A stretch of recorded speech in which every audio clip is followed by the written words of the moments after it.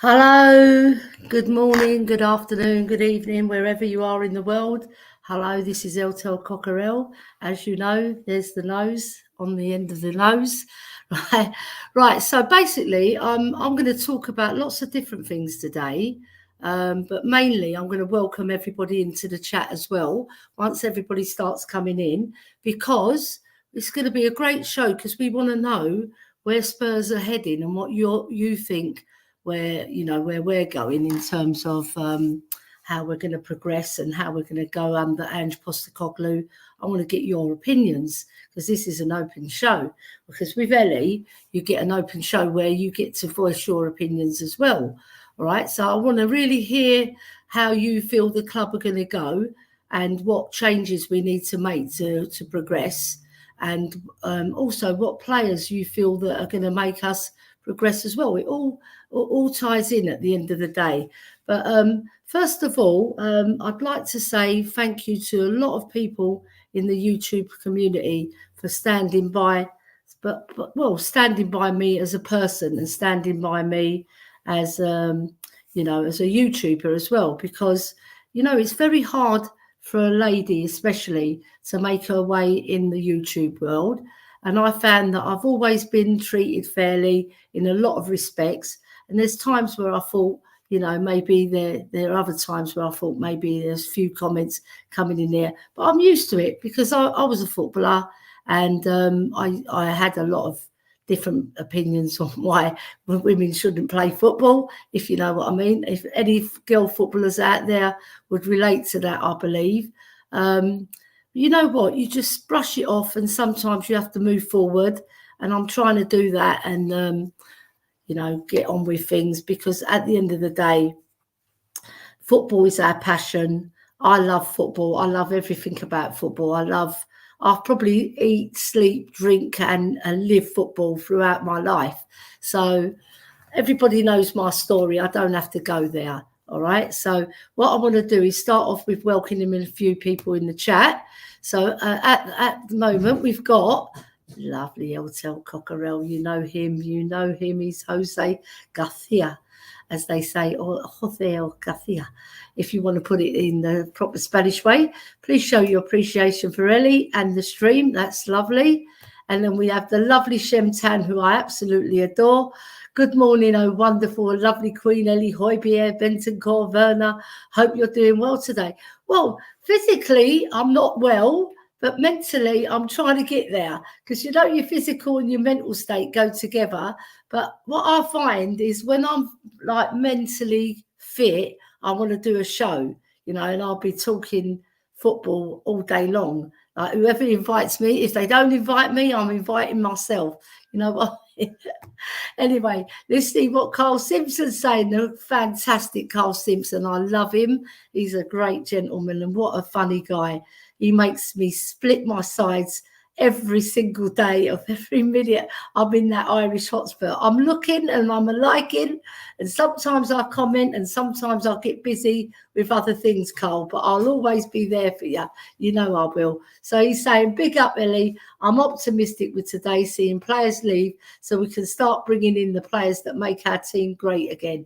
Correct. I'm on board with that, Carl, because we've had lots of players who have been indifferent. They're a bit marmitey with my name, Hoybier.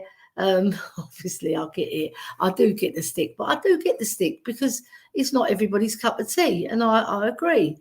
Somebody's going to look at him and think, what a load of rubbish. And other people will look at him and say they'll see him in a bigger picture, right? So at the end of the day, we've all got our opinions on teams, players, managers. It's our own personal thing. We've just got to move on and take on other people's opinions on board. You don't have to agree with them, but you can take them on board, can't you? Then we've got my lovely niece, Drew. La la, what a beautiful picture of her. She is that beautiful in real life as well. So if any of you boys are not thinking it, well, she is. All right, there you go, Drew. I gave you that plug free of charge from your Auntie Ellie. Morning, Auntie Ellie, and the chat. Now we've got Carl Simpson saying, morning, Drula. Yeah, Drew La La, as she's been aptly called, and then Morning Carl. Right, so what we want to do is move on now. What I really want to get really deep into this. Ange Postecoglou, he came the first season up and down. You know, we've had lots of like critique about the first 10 games, and then thereafter when we played Chelsea. We've had a lot of people saying that, you know, we fell off the wagon. Some people said it was because of the Chelsea game. Other people said it was despite the Chelsea game. But I want to get you guys' opinion. Whoever's in the chat now, obviously put your £5 worth in and we'll talk about it. Because I like bouncing off the chat, because the chat makes the show, you know. We know everybody in the community has their own opinion on things, and I like to hear them. So my personal opinion about the first 10 games, I thought we had a very good 7 games, and then the other 3 were sort of up and down, especially that Luton game, because there was a lot that could have gone wrong, and we lost Basuma to that dreadful sort of fake dive, wasn't it? You know, it was like quite embarrassing for him and the club to sort of soldier, but we soldiered on regardless, and we had, what was it, 10 games, we broke Premiership records. I think it was 26 points out of 30. We were storming it. We were cooking. We were actually cooking. We weren't just cooking. We were putting our pennies on. We was like lording it, you know, saying, come on, Tottenham are the bee's knees. We're going to win the league. A lot of fans came out. Some fans were cautious and like put their hat on it that we weren't going to win the league, you know, because obviously they know about Man City and their exploits, and they know they're going to steamroller towards the end. So we've seen the evidence, haven't we? We've seen what Man City do, and we see that Arsenal have come into the forefront, which we don't all agree we don't like. You know, some people, they don't mind them being there, and they'll say congratulations to them if they win the league. Others would say, no, I'm not going to congratulate them. I don't like them. Well, they're not my team. And it's like any other team. We want our team to win. We don't want Arsenal being our biggest rivals. Yes, they are. But we don't want any other team to win it. If they win it, it's like a dagger to your heart in my book. You know.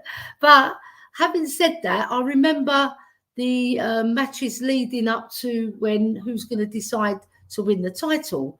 Right now, Man City were in the driving seat, but so were Arsenal in a lot of the time. So it got taken away from them in that Aston Villa game because they lost impotence, didn't they? And they lost the game 2-0. And Aston Villa were a fabulous side. They played really well that day. And I remember Unai Emery doing like just exactly what I would have done, like celebrating because they gave him the boot, didn't they? Right. So they deserve to be called out when they haven't done well.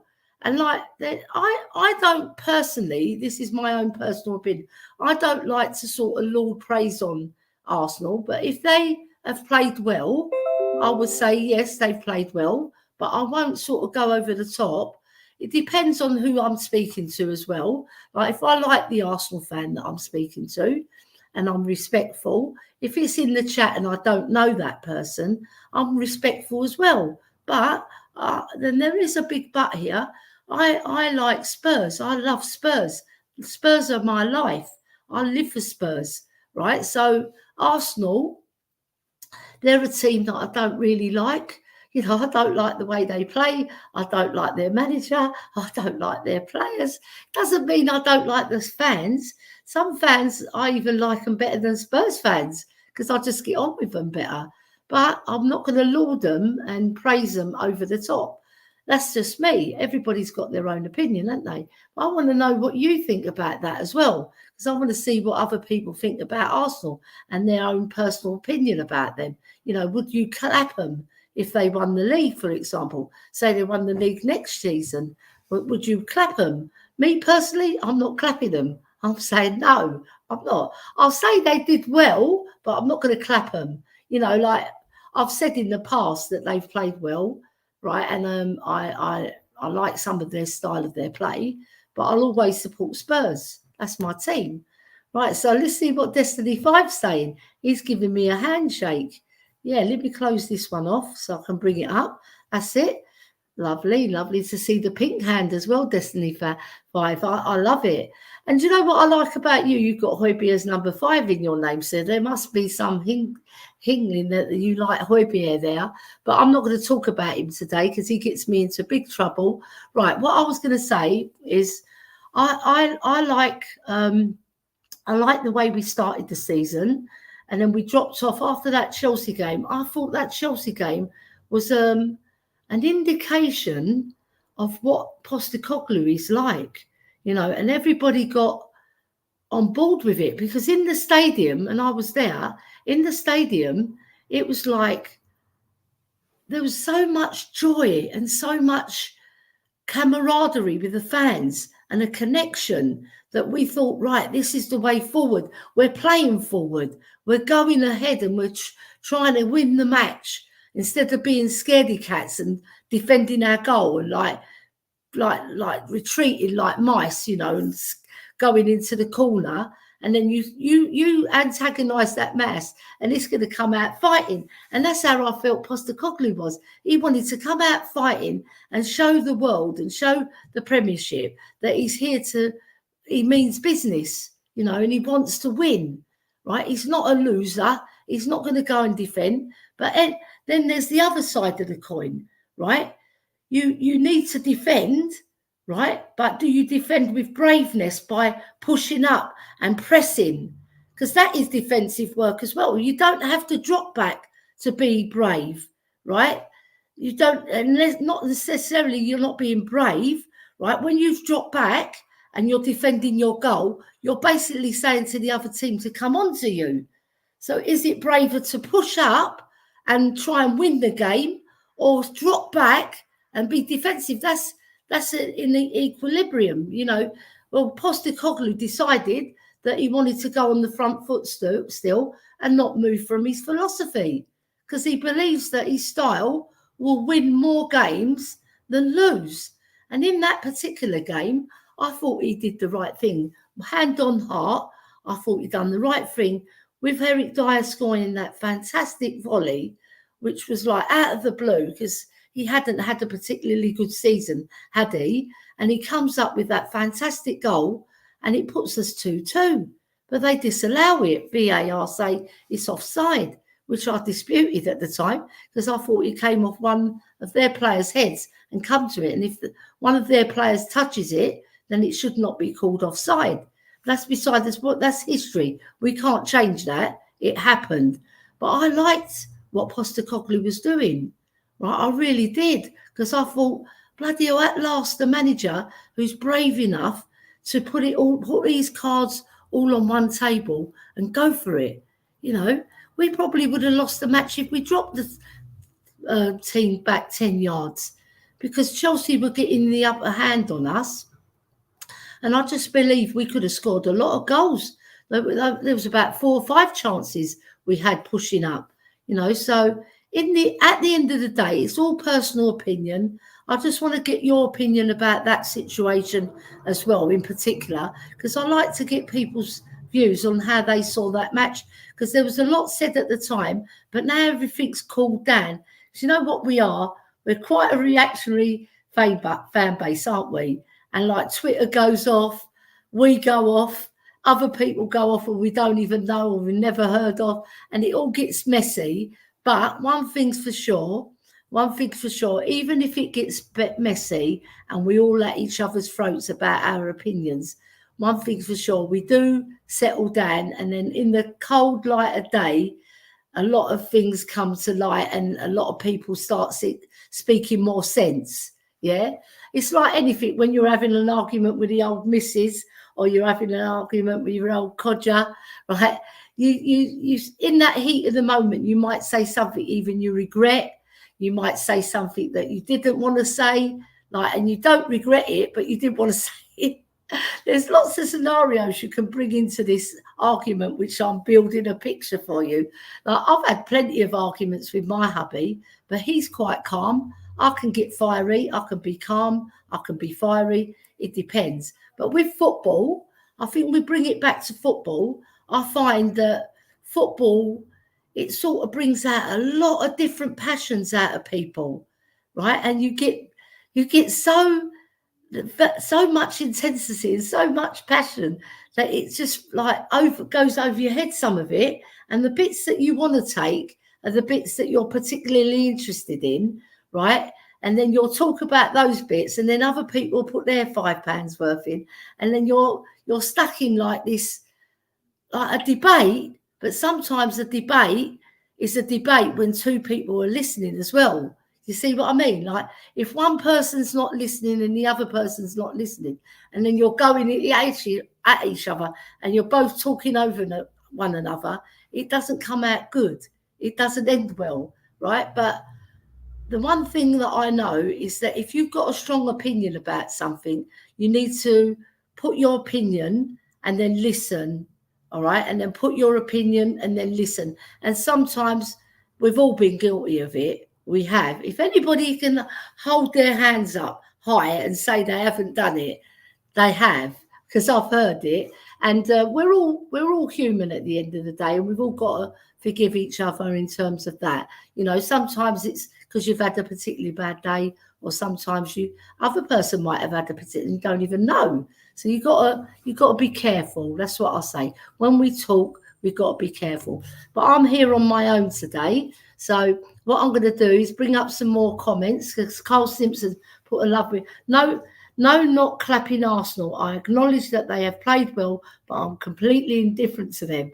You see, I'm completely with you on that, Carl, because I don't want to give them any kudos. But there's a girl that I'm with on NS Sports TV. Her name's Lottie. She's a lovely girl. I love her as a person, right? So what I do, I always say to her in a fair way about Arsenal, I'm fair. Right, and I'll give her my opinion about how they've played. I say to her, you've played very well this season. You know, you didn't win the league, and then I'll have a little giggle. I say, you bottled it again, so I'll draw it back. You know, so I'll give with one hand, I'll take from the other. And that's how I am with Arsenal. I've always been like that throughout my life. You know, I'm not going to change for anybody. Like yourself, Carl, you don't like them. You're not giving them any kudos. You're indifferent to them. I'm with you on that one, all right? We're on the same page, Carl, right? Donna Cullen's going, Galimera, Miss Aglaya. That's lovely. You see, Donna Cullen's speaking Greek to me, so she's speaking my second language, but who cares? I love Greek. You know, I love a bit of Greek food as well. What a lovely food we do. And maybe people don't agree. Maybe they've been to a Greek restaurant and they've done pretty pants food. But let us know about that as well. If you've been to a Greek restaurant and you didn't like it, we want to sort of seek them out and tell them what for. Why are you serving bad Greek food? Do you know what I mean? Right. So my throat is going as well. So if you hear my throat got, then you know Ellie's gonna zip it. Right, Drew Lala saying, you know how I feel about Arsenal? Yes, I know everything about Drew Lala. She's part of me. She's part of my fabric. So she's saying, you know how I feel about Arsenal? We've grown up with that dislike. I could never clap them or congratulate them winning. That's my opinion. And I haven't got a problem with others who think differently. That's right. You see what I mean? Other people got other opinions, right? They want to clap them, right? Fair enough, fair dues, clap them. That's your own personal thing, right? And I would never say anything bad about that person for doing it. No way. That is not in my book of repertoire when I come to criticising something. If I'm going to give critique, not criticism, I will critique it in a way that I feel is logical, but also with my heart. And I also talk about things how I felt. Like how I feel, right? But it doesn't mean I'm drawing away how they feel, because that's one thing you don't do. You don't take away from another person how they're feeling. If they want to clap them, they can clap them. All right, so there we go. We'll leave that one at there. Right, so David Shiel, what a man, what a man, what an enigma, what an Aussie. He's the best man in the community from Australia. All the others, I thank you very much for joining us on our stream. David Shear is one of you. He's a fantastic fella. And he says, the way I see it, ... Nothing. So we need to know how you see it, David. Right.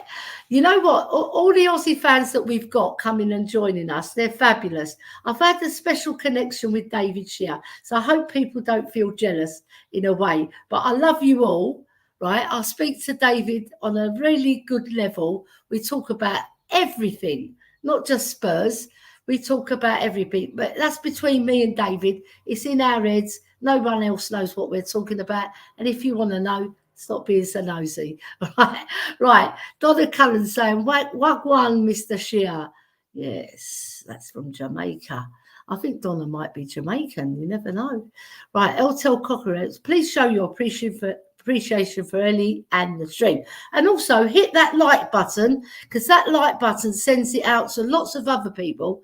And we want other people to join us to let us know what their opinion is on how Spurs go forward and what they would like to see at Spurs. You know, because at the end of the day, we've all got our opinions on Ange Postecoglou. We've got our opinions on the players.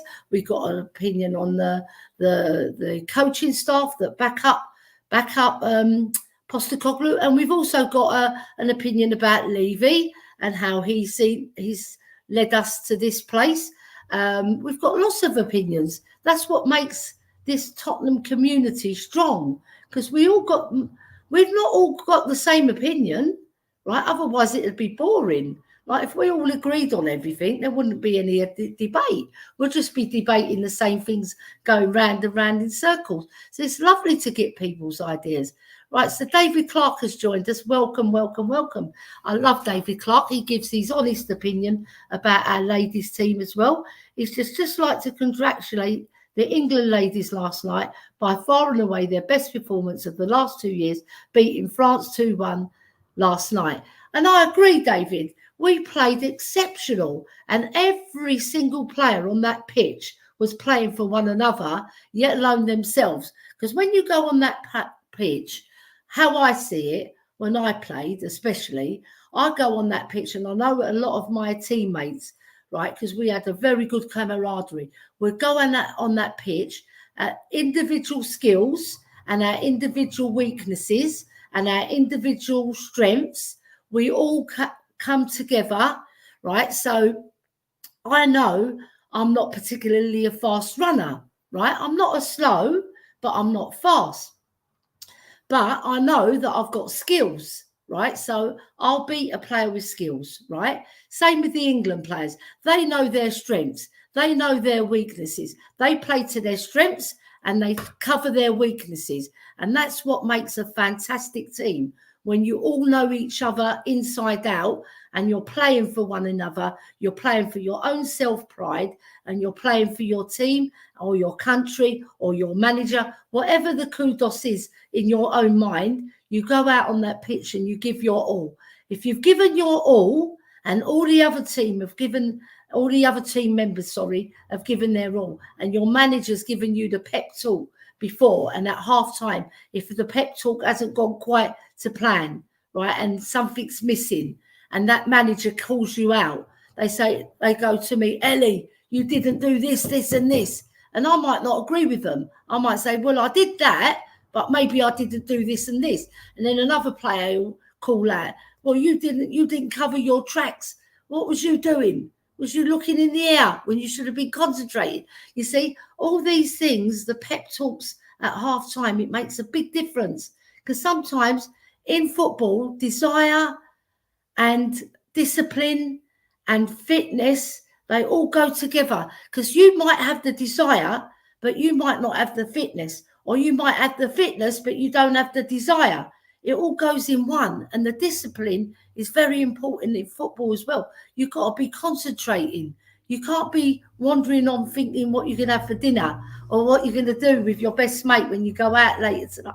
Your focus, the focus is very important in winning matches. And I see Manchester City especially, and this England team, there's very, very similar traits, right? They all play for one another. They play for their manager. They play for themselves. Yeah, that's very important in football, to go out on that pitch and have honour in your own self-belief that you can make a difference on that pitch. And if you've got the kudos and you've got the skill, and it complements with another player who hasn't got so much kudos and skill as you, but they can give something else to the team, it all gels. And then you make a proper football team, you know, where you're all one and you're all united to go forward. That's what I think, you know, and I really did love that performance. It was absolutely stunning. So Drew Lala's saying, big hands running my family, David Shear. I'm on the phone and the keyboard is tiny for shuffle for hands. Same here. Look at these hands. They're not made for piano playing, are they? They're quite chubby. Yeah, but I'm trying to lose weight, guys and girls. I'm getting there because I've got a really big wedding to go to. My daughter Sophia's getting married. Oh my God, she's my first child who's going to get married. She's beaten the other two to the altar. Well, not quite yet. She's got to get there 28th of September in Cyprus. She's getting married. So I'm bigging up my daughter as well as bigging up Spurs, as well as bigging up the England team last night. You see, so I'm really happy for her. And she's marrying a Chelsea fan though. So what do I do? As a mother, I've got to suck it all up. You know, David Shears knows this about this because my future son-in-law Sam, he actually sent a birthday card to Angela to rib her, and he's put her face on a Chelsea shirt, and he said, "I always knew you were a Chelsea fan." Secret closet. So that sort of ring true in our family that, you know, he's in our bad books for doing that. And David, she encouraged me to cut the picture of Angela out and then discard the rest of it. Well, what I've done, I've cut her out and I've kept the other bit because I'm going to do something back to Sam, and he doesn't know it yet, but it's going to be on the wedding day. So hopefully he won't be watching this. I know he won't because he's at work, and I know Sophie won't squeal. So there you go. All right, so we got Carl Simpson said, David, I'm always doing it with text. I asked the wife the other day what she'd like for dinner. For dinner.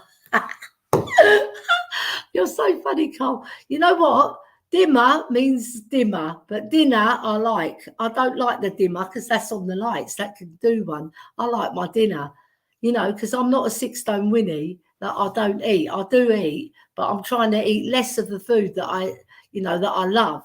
Because at the end of the day, if I'm turning up at my daughter's wedding, I want to look my best in terms of my weight, but it's not the only thing. I want to be healthy. So I want to get my health right. And when you get that right, everything sort of starts going right. So there you go. And I have seen lots of improvements since I've been eating less than 10 cakes a day. No, you can take that with a pinch of salt. Right, so David Shear saying, I was stationed at Garden Island in the late 80s. Chris, I was on HMS Derwent. Wow. Now, there's a story and a half in itself, isn't it, David? We could go there another day. So I'll probably phone you about it. I know you've mentioned it, but I want to know more. So David Loldrula, yes. I know I shouldn't be reading this, but I love that. You know, when they say you're talking to one another, I quite like it. Lockman saying, well, Eugene, right, congratulations, Sophia, with, well, the purple and gold, isn't it? Yeah, with the love hearts. You see, so he's still keeping it Levy out. Well done, Eugene. Nice touch. David Shear, to a bloody Chelsea fan. I know. Do you know what I mean? I mean, my heart, if it was an Arsenal fan, I probably would I would ambush the wedding. I'd say, no, I've got something to stay. He can't support Arsenal and come into my family. No way, Jose. You know what I mean, Jose? If you're still listening, there you go. I can't let it happen. But Chelsea, a lot of people hate Chelsea or Chelsea, whatever you want to call them. I call them idiots. right, because they spent £1 billion on a load of young players and not even, they're in the Conference League. You know what I mean? So there you go. We've got to hit out at Chelsea when we can because they might come good again. I hope not, but then we want to be good. We want to be better than them. Then let's get ahead of them. Come on, Ange Postecoglou. Make it happen. And Levy, you've got to give him help. So Carl Simpson saying, I'm not sure about this marriage now. We need him to stop supporting the club. I know. You know what I mean? Oh my God, my voice is going, but I'm going to still persevere. David Shear saying, you said we're going to do it, and I just encouraged it. Yes, that is true. David, I like the way you are, right? And you give me very solid advice, right? And when I did it, I felt joy. When I'm cutting round my daughter's face, and I felt real good joy. But imagine if it was an Arsenal one. Oh, I don't know what I would have done. Oh, I don't know what I would have done. Maybe if he'd been an Arsenal fan, I don't know. I can't think of it. It's making me feel sick, honestly. Right. Then Chris Loney saying David Shear, HMS Fearless and Jupiter, and on Cyprus for the invasion, Garden Island as a civvy from 1996. Wow. Bloody hell. Do you know what? My mum told me a lot of good stories about Cyprus because she left in 1951, just after the war, right? But she actually left initially in 1949. She came to England with my dad, and then my dad sent her back because he wanted to make money and build up a business. So he sent her back to Cyprus, right? Obviously, he loved my wife, my mum. Sorry, not his. He loved his wife. Obviously, he loved her, but there was a time where he needed to build business. Being a man of the house as he is, that's how he was. Like, men ruled the roost in those days, but now obviously women are fighting back. Right? That's another thing in another show in itself. But coming back to Spurs, right? Obviously, if my future son-in-law or any future son-in-law is an Arsenal fan, I don't know what I'm going to do. I won't. I'm not even going to go there. So David Shear's going, wow, Cobber, and the Hotspur, wow, we've got royalty in the house. Hold on, where am I going? Here we go. David Shear's saying, had they mate in SBS, he was at Cyprus, Chris. Yeah, you see, Cyprus is one of those places that it's like a military base. They've got two British military bases there in Akrotiri and Degelia. I think I pronounced those right. I am Greek, so I should be able to speak Greek. All right. And there's lots of British soldiers over there, and they do use it as a base, but that's another political thing altogether. But the main thing is, when I'm talking about Arsenal and Spurs, the rivalry is there, isn't it? How other people see it. Like, if I'll put this right, if you had anybody in your family was an Arsenal fan, either now or they were joining your family as an Arsenal fan, and you didn't have any Arsenal fans in your family, how would you feel? Let me know. All right. Then we've got the Hotspur hood. Right. Let me show this one. Why isn't it showing? I don't know why. Yes, here we go. Morning, Ellie. I'll click on things and it doesn't come. Morning, Dan. You know what? I'd love to join you on one of your shows very soon, especially if it's about Levy, because I like them. They're really meaty shows, and the ones about Ange Postecoglou as well. So Eltel Cockerell saying, please show your appreciation for Ellie in the stream by liking. There's a button for this. There is. Come on, press that button. I'm not asking for much. I've already dismissed Arsenal out of my family, so what more do you want? You know what I mean? Jelly bean. Right. David Shear saying, Carl, Lo Celso, Højbjerg, Cess. So what's that? You want Lo Celso, Højbjerg and Cess to go. That's fair enough. Everybody's got their opinion. I like Højbjerg myself. I wouldn't like to see him go because I think he can add value from the bench. That's what he's going to be. He's going to be a bench player. We all know this. Cess, he's been one of those players we haven't seen much of. I just feel that it's probably his time to go. Lo Celso is one of these indifferent players. Some people like him, some people don't. Some people think he can add kudos to our team, others don't. He's sort of like a bit like Marmite, similar to Højbjerg, but in a different way. Because we know Lo Celso, he's got the skill set. He's Argentinian, right? He plays well for Argentina, doesn't play so well for us, in my opinion. But I would not dig him out to say that he's a pants player, because he's not. I think he can add kudos to a team in the right setup. But Ange Postecoglou hasn't given him much of a chance. And when we've seen him, he's been okay in some matches, and he's been quite exciting to watch in others, and other matches I feel that he hasn't done quite enough.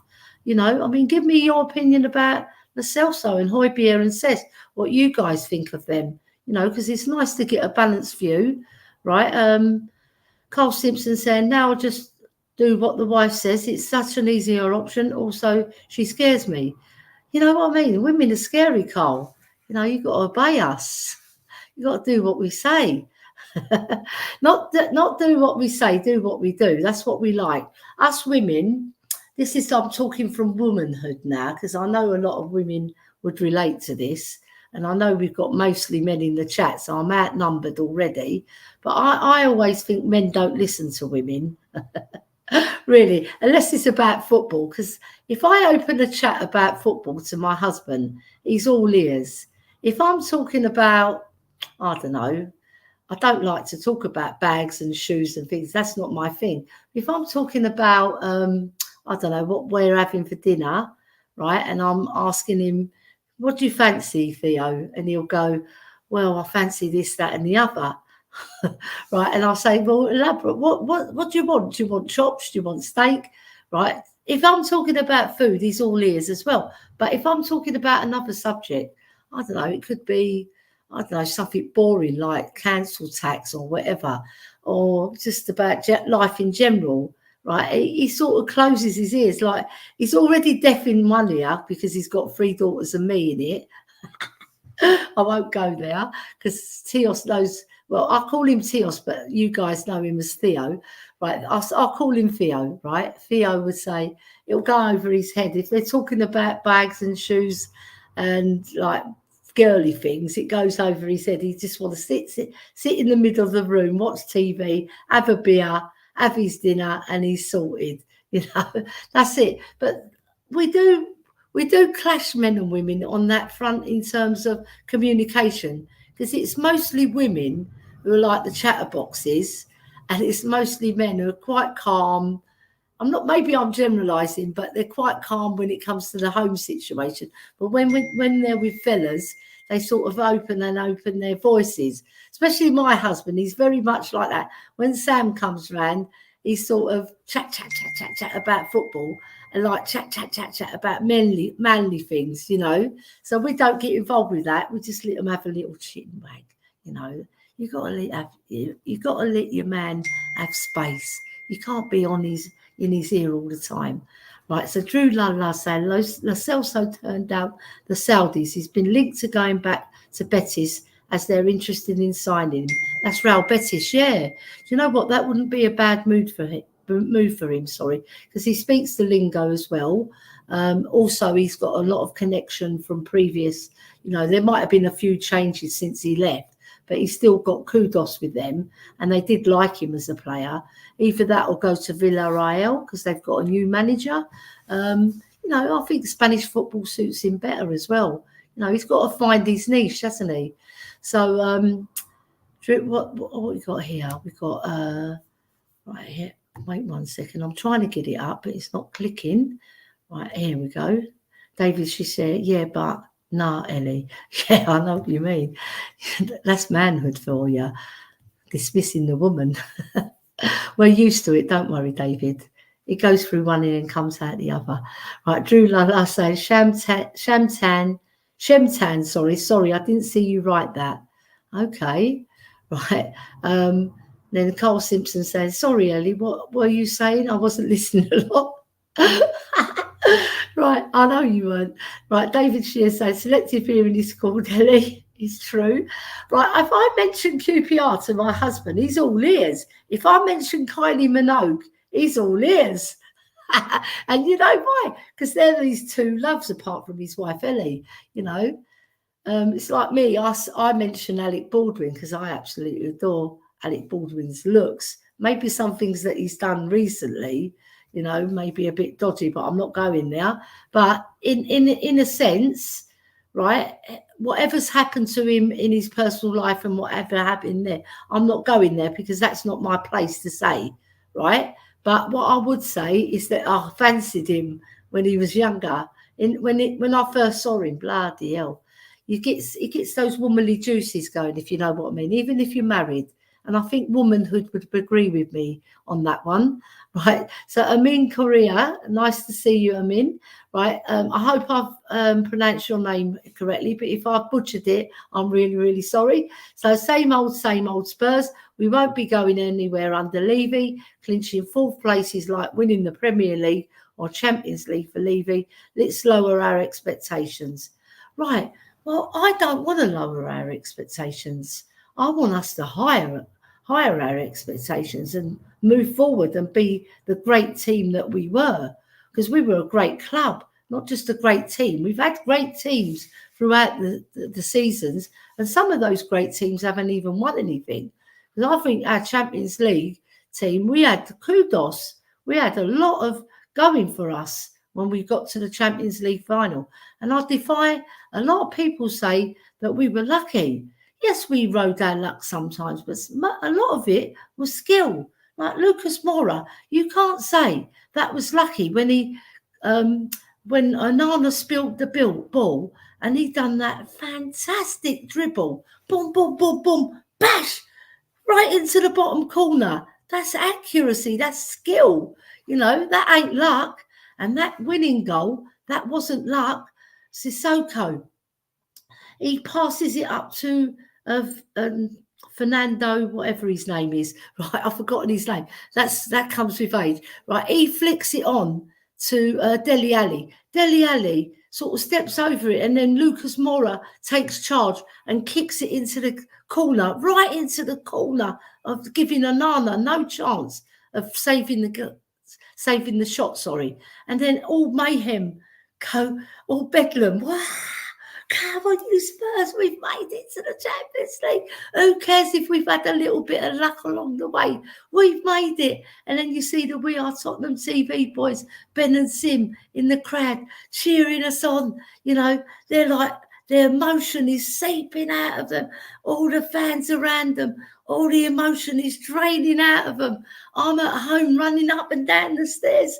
I'm phoning Mia that after it happens, she's going mental, telling me her story about how she acted. Because me and Mia, we always talk about Spurs, right? And I'm phoning people that I've not phoned for a few weeks, telling them how great our club is, bigging up Spurs, putting down Arsenal at the same time, saying they've lost their European final, and then we go and lose our European final. And then you're thinking, oh, no, I wish we won. We had our chance, but we froze. We played Harry Kane when he wasn't fit. We made some mistakes. And then you're sort of trying to drag back all that adulation and euphoria that you had in that moment when you get to the Champions League final, everybody. You know what I mean? It's like, did you ever think that we were going to get the Champions League final? Yes, I did. I thought we had the team, right? And then when we played in the final and we played Sissoko and Winks, and then I thought, oh, that's sort of dampened our chances to win. Nothing against the two players, but they're not like Van der Vaart. They're not like I don't know, Højbjerg or there you go, I slipped his name in. They're not like Hoddle. They're not like Modric. They're not like Huddleston. They're not like, all the fantastic midfielders we've had. Even like all the wingers, Waddle, Lennon, Peter Taylor back in the 70s, sorry. Jimmy Neighbour, they're not a touch on them, right? But we've got other players in the team that can bring kudos and maybe overlook that we've got two players that are hard-working players. Don't get me wrong, right? But they're not got that skill set, to take your team to that next level. But I thought we still had a good chance, but we didn't turn up. We just didn't turn up. We didn't get our game going, did we? Right, and Adrian's phoning me. Sorry, Adrian, I'm on the stream. I can't answer. So now let's move on, because the Champions League, it was fabulous, wasn't it? But we made other finals as well, and we fell short. Not from lack of effort in the other finals. We do try. Apart, maybe Man City, that was a bit of a disaster because we sacked Mourinho 5 or 6 days. There's conflicting information about that, how many days it was, but it doesn't matter how many days. He got sacked, right? The thing is, we went in with Ryan Mason, a rookie manager, and he made mistakes. Yes, he holds his hands up. Yeah, we made mistakes on the day. We didn't play well. So whatever team he put out on there, they should have played better than what they did. Yeah. Like, I can't argue with that, because at the end of the day, I'll be arguing with myself. The thing is, I think myself that we went out on that pitch against Man City and we played like chickens. You know, we were like letting them dictate everything. We should have been pressing them and putting them to task. And the one player I thought that really played well in that game was Lucas Moura, because he was driving forward, he was making them think, and they pulled him back. I think it was Ruben Diaz and Vincent Kompany. They both chopped him or pulled him back, if I remember rightly, right? Because it was a long time ago and my memory doesn't serve me well sometimes. But I remember he did get chopped down, and then Ryan Mason brought him off. And I thought, where's the logic in that? You know, you've got a player who's on a high, right? He's playing well, then we take him off. So I didn't agree with it, but that's what football opinion at the end of the day. We might not all agree, but, you know, we keep it amicable. Right, so David Shear's saying, and the caller as a casino owner beyond 72. And the caller as well, yeah, I get your point, but, you know, I'm trying to bring it back to Spurs. Like, look at me, Chris. Okay, so I'm probably missing some of the chat. Hold on, let me go back a bit so I understand what you mean, right? Yeah, here we go. Now I've got it, I reckon.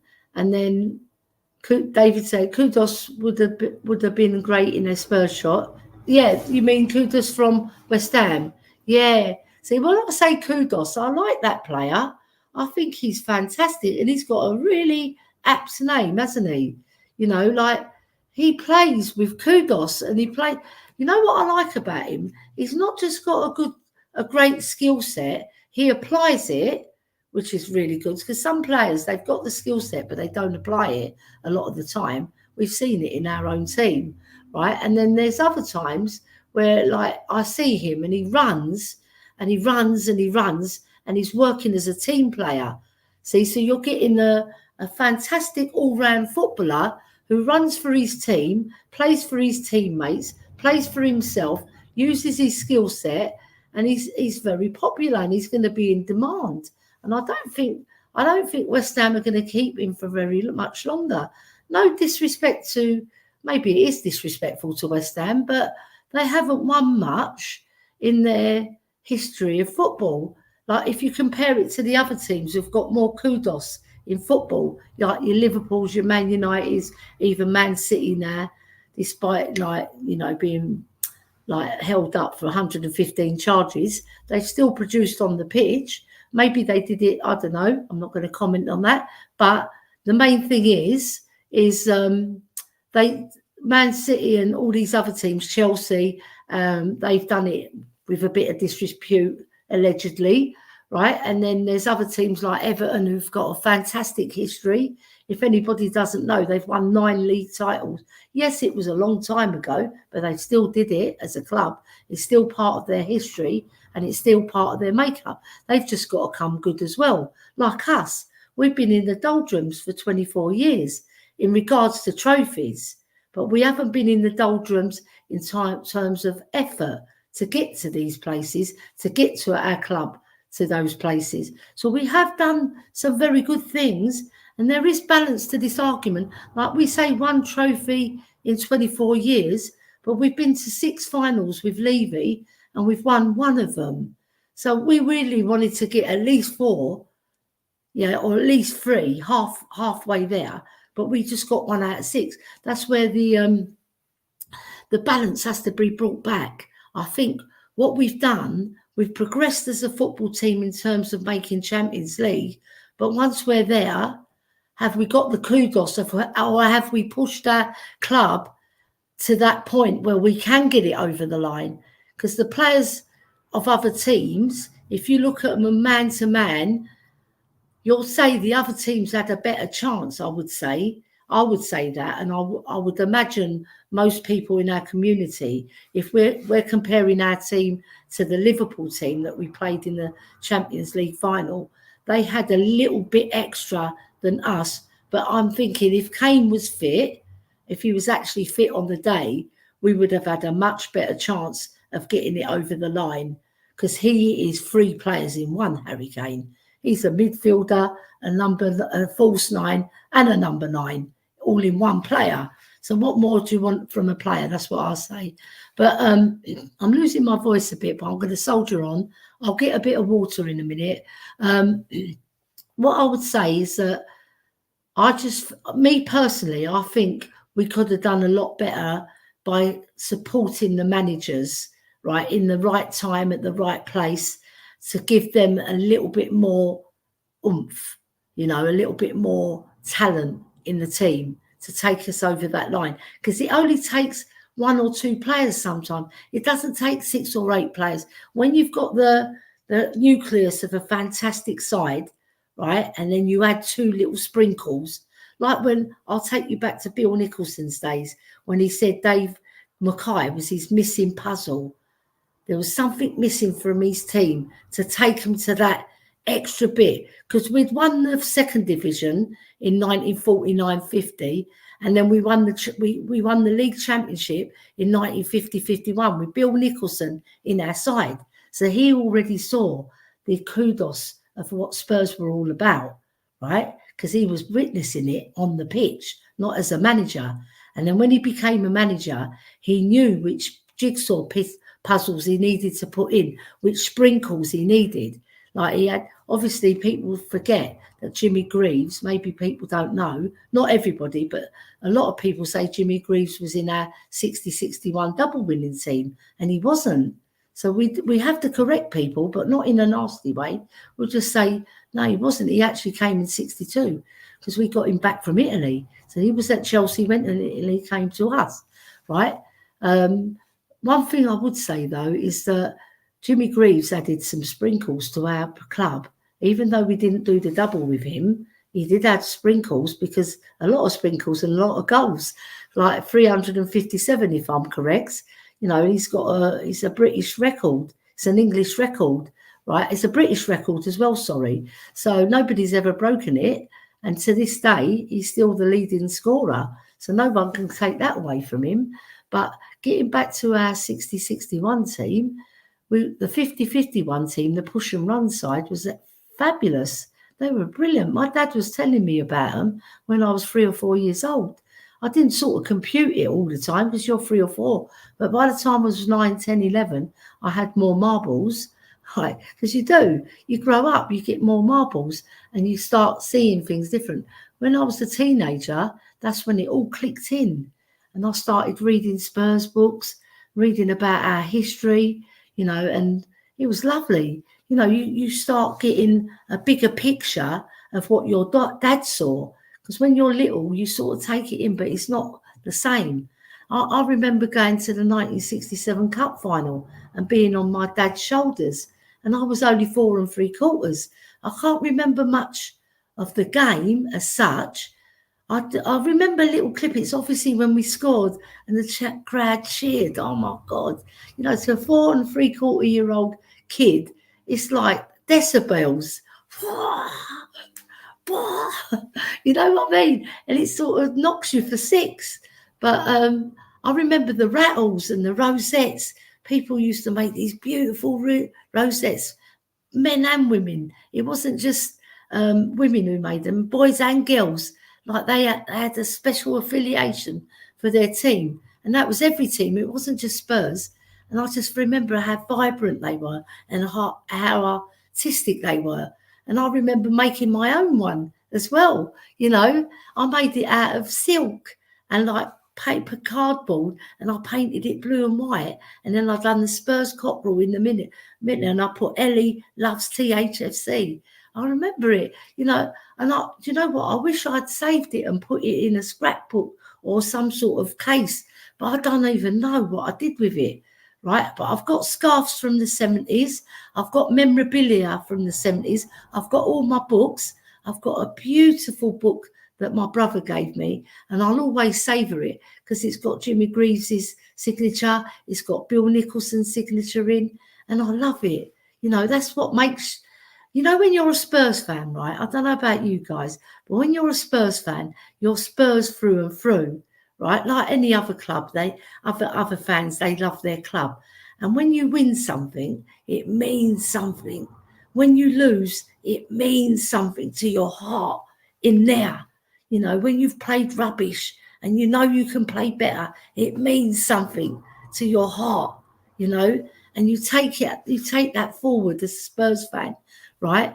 And because we haven't done so well lately, it means something to me, We're coming back with Postecoglou, right? He wants to play the style of football. He hasn't got the right technicians to do it last season. And he's looking and he's praising and he's thinking, who am I going to cut and who am I going to keep, right? To make my job safe as well. Because if he gets it wrong, he's going to be out the door. We've seen it before. Look at Conte with his rant.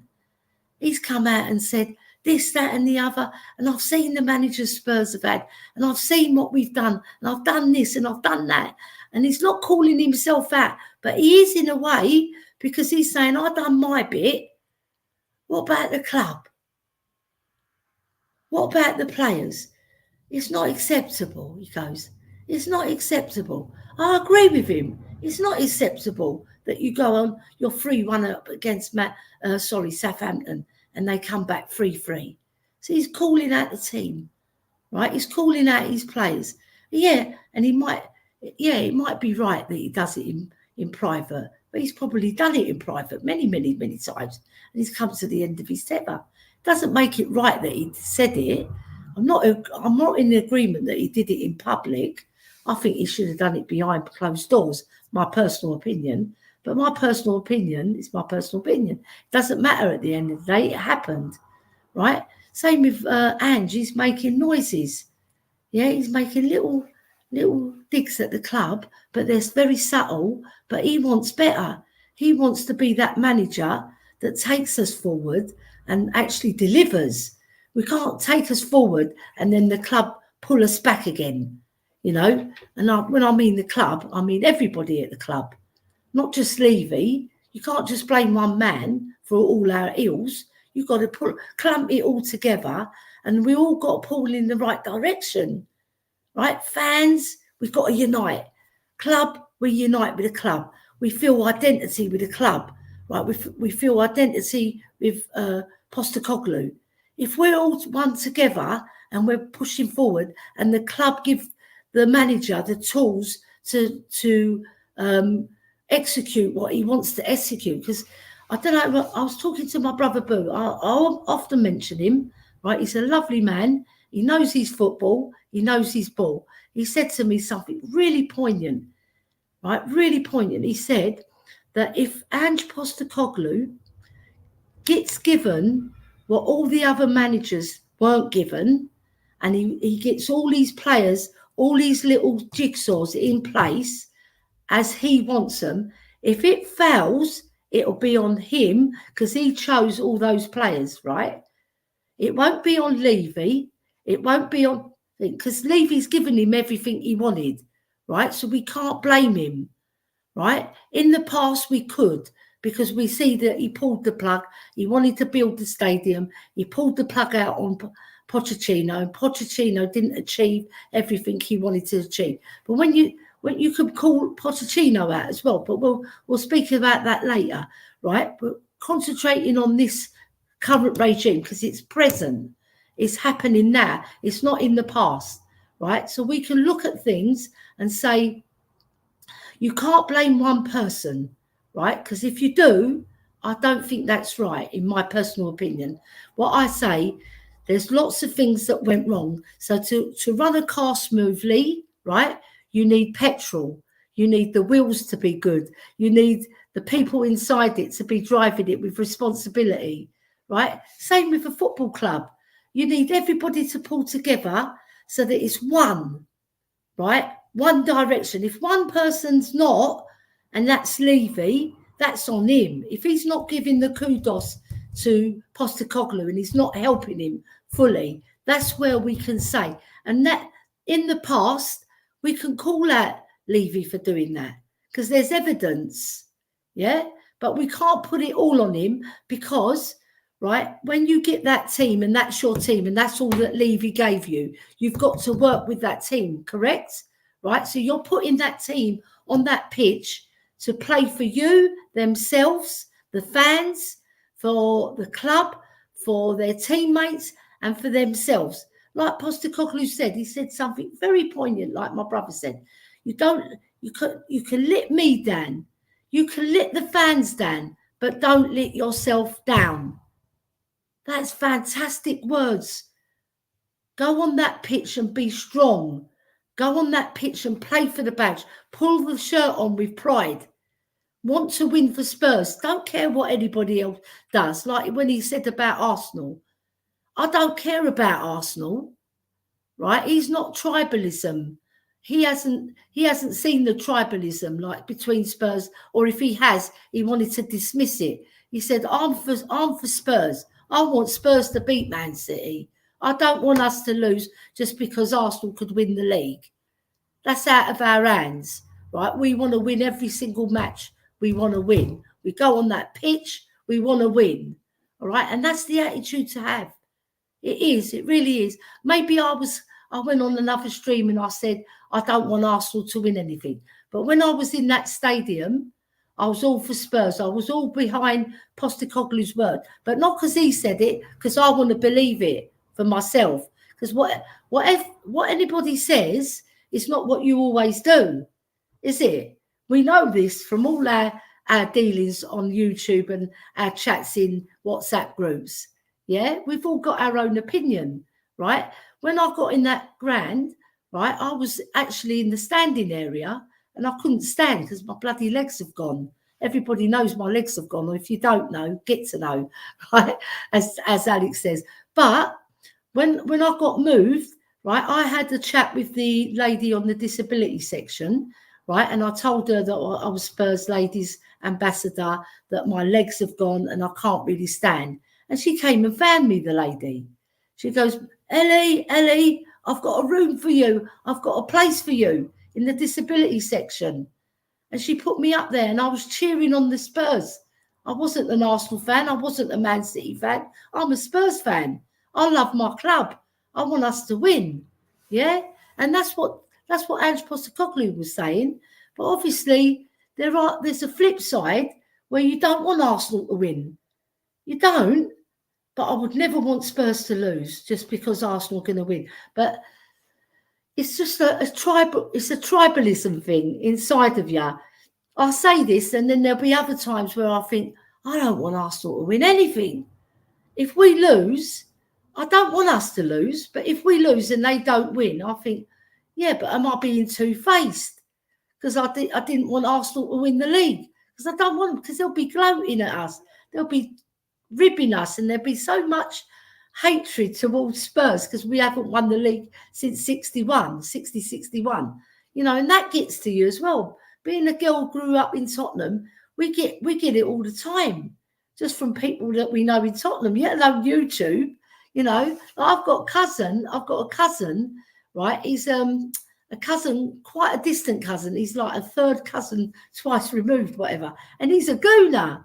And he's the only one that I can think of, I'll tell a lie. My niece, Katrina, she likes Arsenal, but I think she's doing it to rib the family. Anyway, moving on, regardless of what family things are in your family, and there is a tribal warfare in some of the, you know, the fan base. You don't want Arsenal to win anything. You don't want to win a tiddlywink competition, yet alone a football match, you know, and that gets to you because that's the fabric of being a Spurs fan, because you don't want them to win. I was having a chat with Mia just now, and she goes, I don't want Arsenal to win anything, you know, and if it meant Spurs losing, I don't know what I think, you know, I don't want my club to lose. I love my club to win, and I'm with her. I'm on the same page. I don't want Spurs to lose. either, and you're in a catch-22 situation. You think you don't like Arsenal to win anything, but you don't want Spurs to lose the match. So, you know, it's if not like what are they, if nuts and buts and monkey nuts, but it isn't. It's clear, right? You want them to win or you don't want them to win, because so Arsenal don't win, right? You've got to make that choice at the end of the day. Good luck with that one, people. Right, Inner Hype saying, take it easy, David. Right, here we go. Right, Mike Oxmile. Sorry if I butchered your name, but you're a very handsome man. Oxmel's Grim. Ellie, you're using kudos wrong. Well, tell me how I'm using it wrong then, so I know that I don't use it wrong. Like I think kudos is when you've got a special, maybe I'm getting it wrong, but when you've got a special thing about yourself and you've got minerals. That's what I like, minerals in football. You've got kudos. That's how I see it. That's how I've always seen that word. If I'm wrong, I'm wrong. If I'm right, I'm right. Doesn't matter. But if you think I'm using it wrong, Mike, let me know what I've done wrong. So Inner Hype saying Satan and Greasy were amazing. They were absolutely brilliant. I loved them. I used to look forward to their shows. They were so funny, and they were proper football men who knew their football. Two different players, obviously one a striker, one sort of a defensive player, but could do the other bits as well. But he was mainly defensive, but they were fantastic together and so funny. And in our community, the nearest we've got to them is Bobby Kay and Cooper. They split my sides, those two. They're so flipping funny. And then we've got Beyond 72. I remember an old boy telling me how great the Spurs 60s double team were. But then as he was leaving, he turned around and said, up the Gunners, lol. Yeah, you see, because you always got your own team, regardless of how much you're giving praise to another team. I won't use that word kudos in that respect until I'm corrected, right? Yeah, like you can give another team praise, right? Even from another era. That's within your remit. No one can criticize anybody for doing that. But there is a big but here. I always feel if I'm giving Arsenal praise, I'll also want to give my own team and my own club praise. So I won't give them, like, laud them. I'll always say, like, and that guy is done the same, up the Gunners, because he wants to drag it back, doesn't he? Right, so Adrian Stroker, welcome, Adrian. Long time no speak. Not. I'm speaking to him every single day. Adrian Stroker, he's helped me so much, this gentleman. What a lovely gentleman. And a pillar of our community as well in his dressing gown. Right? He's helped me so much with my legs, because I've had a lot of problem with my legs failing me. And, you know, like everybody sees people, but they don't see people, if you know what I mean, because they don't know your story. They don't know unless you tell them, right? So with Adrian, he phones me up and like he'll give me tips about this, that, and the other. And I'll take it all on board because he's like Dr. Adrian there. You know, no other doctor's better than him. And I'll give you praise, Adrian, because you're a lovely fella, brilliant fella. Morning, Mr. Stroker, says Drula. Right, the Hotspur Adrian Stroker, big thumbs up.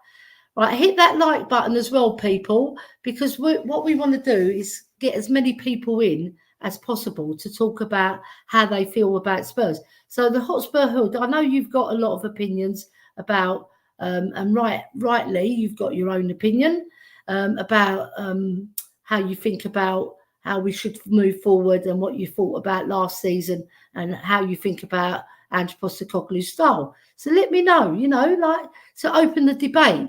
Because at the end of the day, debate is good because it gets all our juices going, doesn't it? You know, and it gets you thinking about what other people think and how other people see it. You know, you can't always look. Your opinion's your opinion, right? But if you've got to agree to disagree, you do that. That's amicable, isn't it? So, like the Hotspur Hood, here we go. Ellie, you can only praise when there is something to give praise about.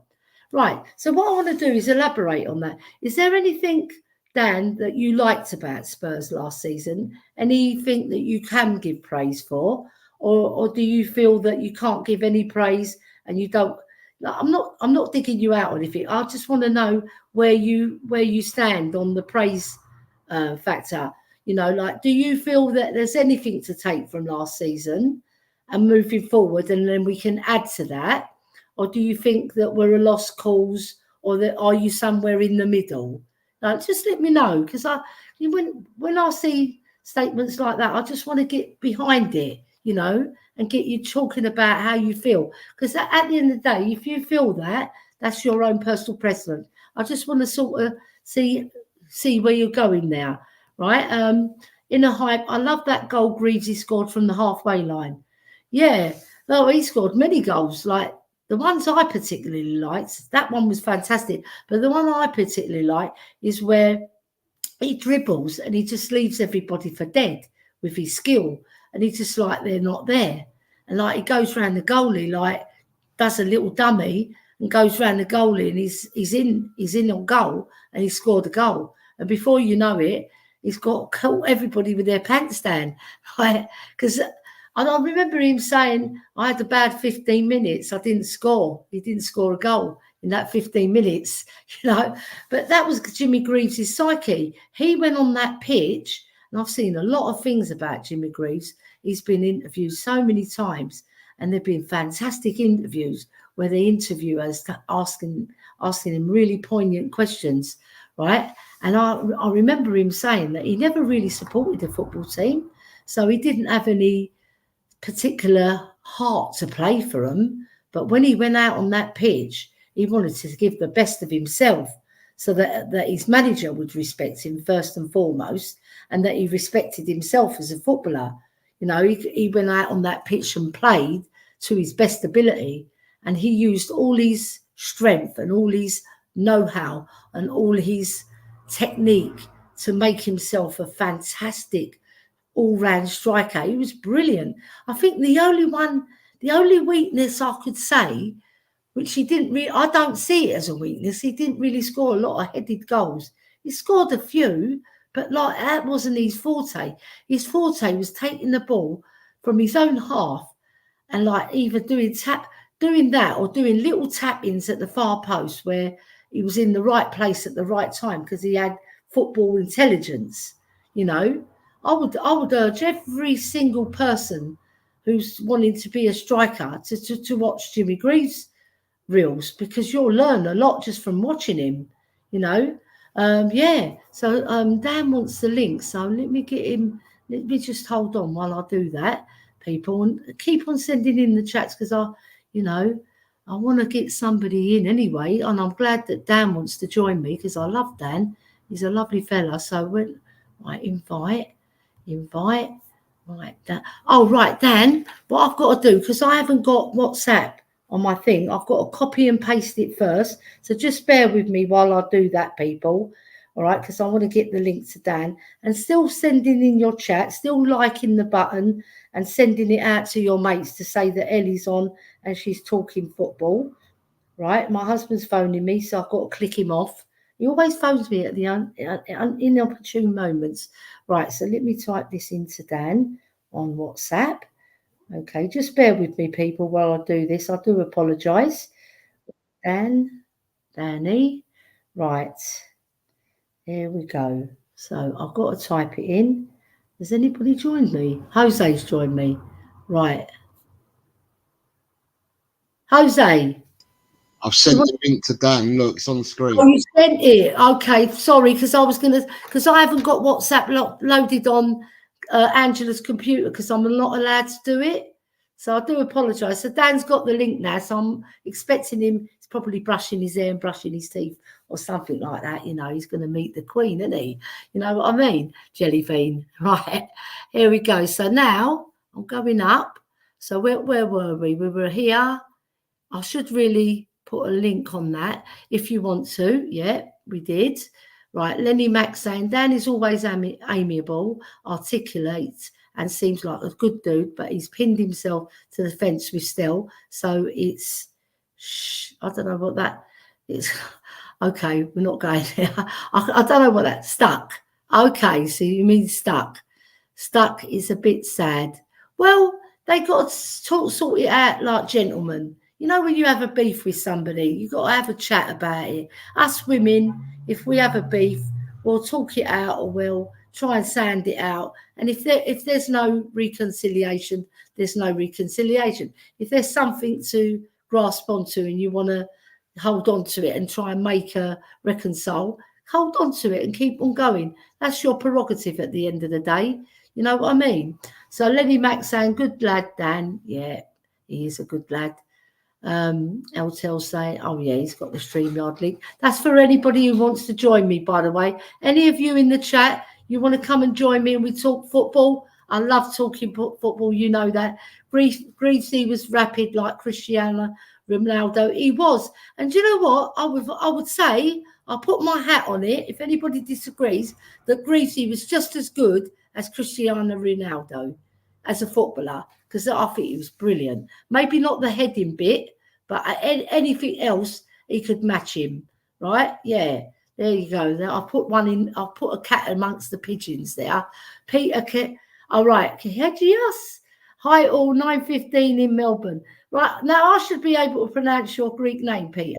But if I butchered it, I'm really sorry. Nah, yes, come on, Dan.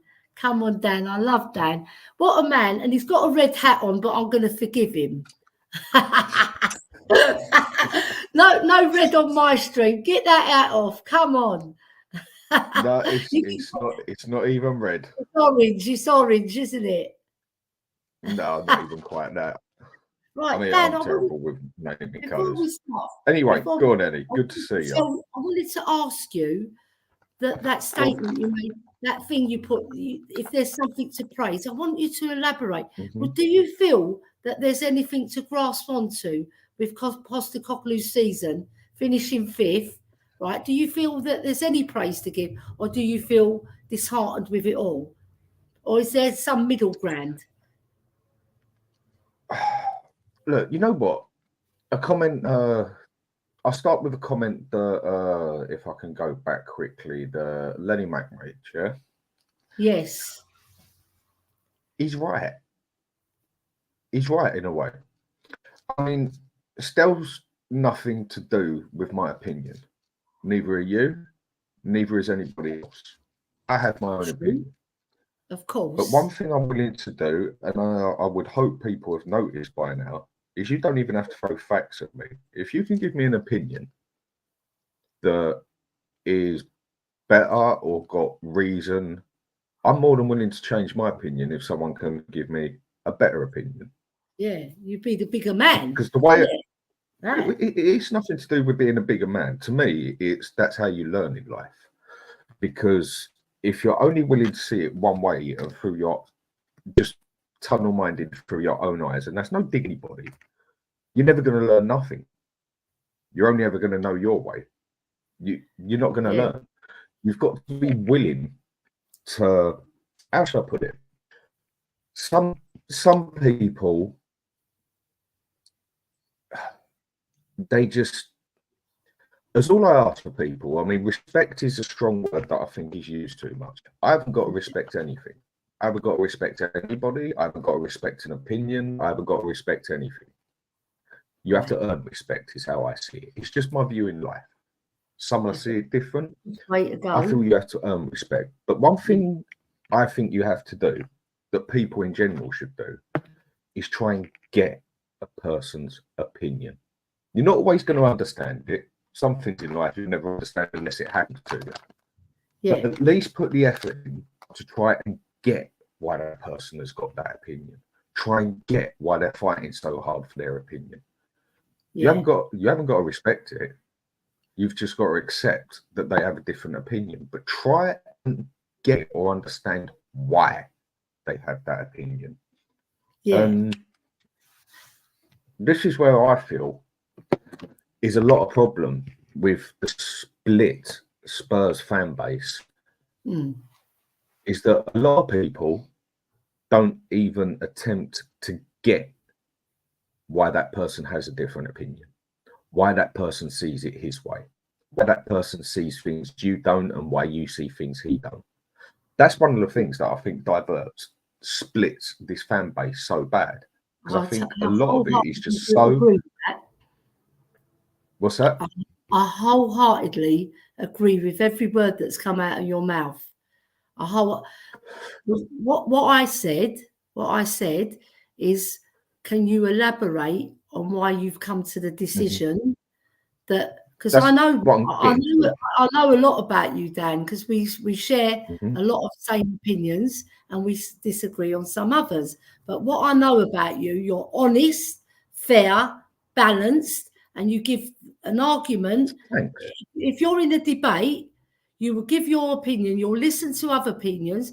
If you don't want to take their opinion, you won't take it because it's not your opinion, right? And then you'll move forward. Exactly. You know what I mean? But you'll it's just you'll be strong.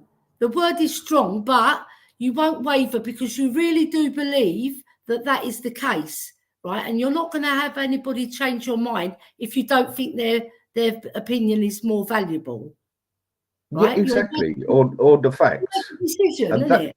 Yeah. Exactly. And that is why I say it's just my way of looking at life. Respect is something you earn. Like I say, I haven't got to me, respectful is different to common courtesy. As all I have to do is show someone common courtesy that they've got a different opinion. I haven't got to respect anything. That's just, as all that is a different use of words and a different, people look on life in a different way. But let's go to the football side, yeah? Yeah. This season for me, it's been hard.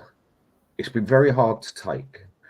There's definitely positives to it, but there's definitely negative to it. All right, tell me the positive first, and then give me the negative second. How you see the positives I see is we tried and went for the more attacking style of football. The positive side, 100%, was some of the transfers we made. I mean, Van der Ven, Vicario, Maddison, up until his injury, until his injury, when, if anything, he was the flop of the season because he just fell to pieces to how good he was. Yeah, I liked the fact that Ange was cool, calm, almost calculated. I liked the way he was at first. Finishing fifth, you can't complain with that. Whether it's because the other teams didn't live up to standards or this or that, whatever, we finished fifth. You can't argue with that. That's what we finished fifth at the end of the day. So it's another positive side to it. And they are the main three things that I see as the positive side of the season. Right. I think the negative sides come down to opinion again of how my most frustrating thing about this season is how nothing seemed to, and it just seemed like he couldn't adapt in certain little points. He just couldn't adapt to certain games. But I also understand, and I like a manager that is right. We're doing it my way. Yeah. And that's another positive side. That is why I've always been and always will be a big fan of Conte. Yeah. A big fan of Mourinho. But there was times we needed to adapt. There was times he needed to make a couple of changes, even if it was just coming back 5 yards. And he just wouldn't seem to do it. I personally feel we could have finished fourth place quite easily if he would have been willing to make a couple of changes during the game. Just a little bit to the style. Okay. And at the end, it got really frustrating. But then I do also like the fact that he wants to get up there and score goals. He doesn't just want to sit back. It's really 50-50 to me. Some of it's hard to explain. I'm getting your drift. In one hand, you're saying that you like him because he's a man of principles. He believes in his style, and he doesn't want to smirk.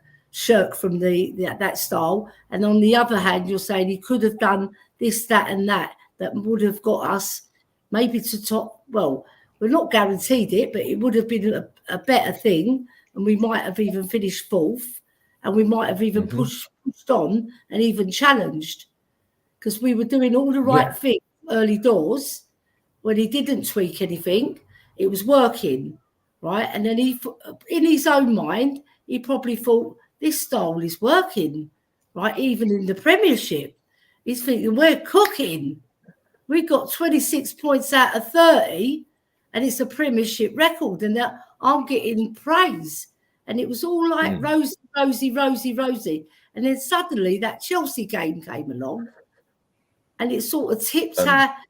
It's like it tipped our season on its head, because first of all, he was getting praise still for sticking to his guns, but then the protagonists, as you see them, protagonists, you think they're protagonists, but they're calling him out because they're saying, "Why didn't you tweak?" Because I think we got sussed out. I think he got sussed out, because it's no coincidence that all of a sudden, nearly every team played exactly the same way against us, even changed the way they play. It's no coincidence that we conceded the same goals game in, game out. It's no coincidence that we conceded so many set pieces. Yeah. Things like that, I feel a manager, even if he is so set on his way, how should I describe this? A game I love playing down the pub and with my mates and other times than that is poker. Yeah. Poker, you can have tactics to it, or you can play it with what comes. But the problem is, you can only play with the cards you got. And that is why I feel the difference between a good manager and a quality manager is someone who can sit there and say, right, I want to do this, but I haven't quite got the cards to do it. So I'm going to have to change it a bit to work with what I've got. And he didn't seem to do that. He just seemed to say, right, this is the way we're doing it. When you can only play with the cards you got. And this is where this transfer window, for me, is live or die for Ange, basically. Just before I bring in Adrian, I just want to comment, right? There's a very famous manager from our era, from mine and Adrian's era, called Brian Clough. Most people know who he is, right? Even if they're not from that era, they've heard of Brian Clough. And one of his most famous quotes was, football is a game of tactics sport by players, right? So he's saying, basically in that statement, he's saying, you can have all the tactics in the world, but if you haven't got the players, then it spoils it. And the players' mentality, their attitude, when they go on that pitch, right? You put 11 players on that pitch against 11 other players, right? You know that Brian Clough knew that he had the best team, right? He had the best team who won the European Cup twice, right? And he had confidence in his play, but he didn't want to give them all that praise. So he took something back from them, right? So they've got that edge when they go on the football pitch. And so did Bill Nicholson. Bill Nicholson done it against Atletico Madrid when we beat them 5-1, right?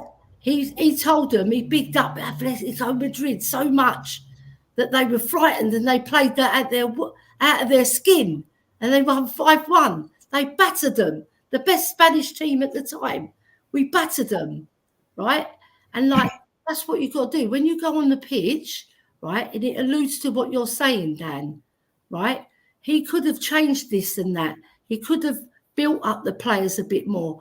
This is all man management. There's certain tactics that you have to put in certain leagues that work, right? And like you said, they sussed us out and all the goals were similar, right? I'm sure that he's seeing this, but he wants the players to still play his style.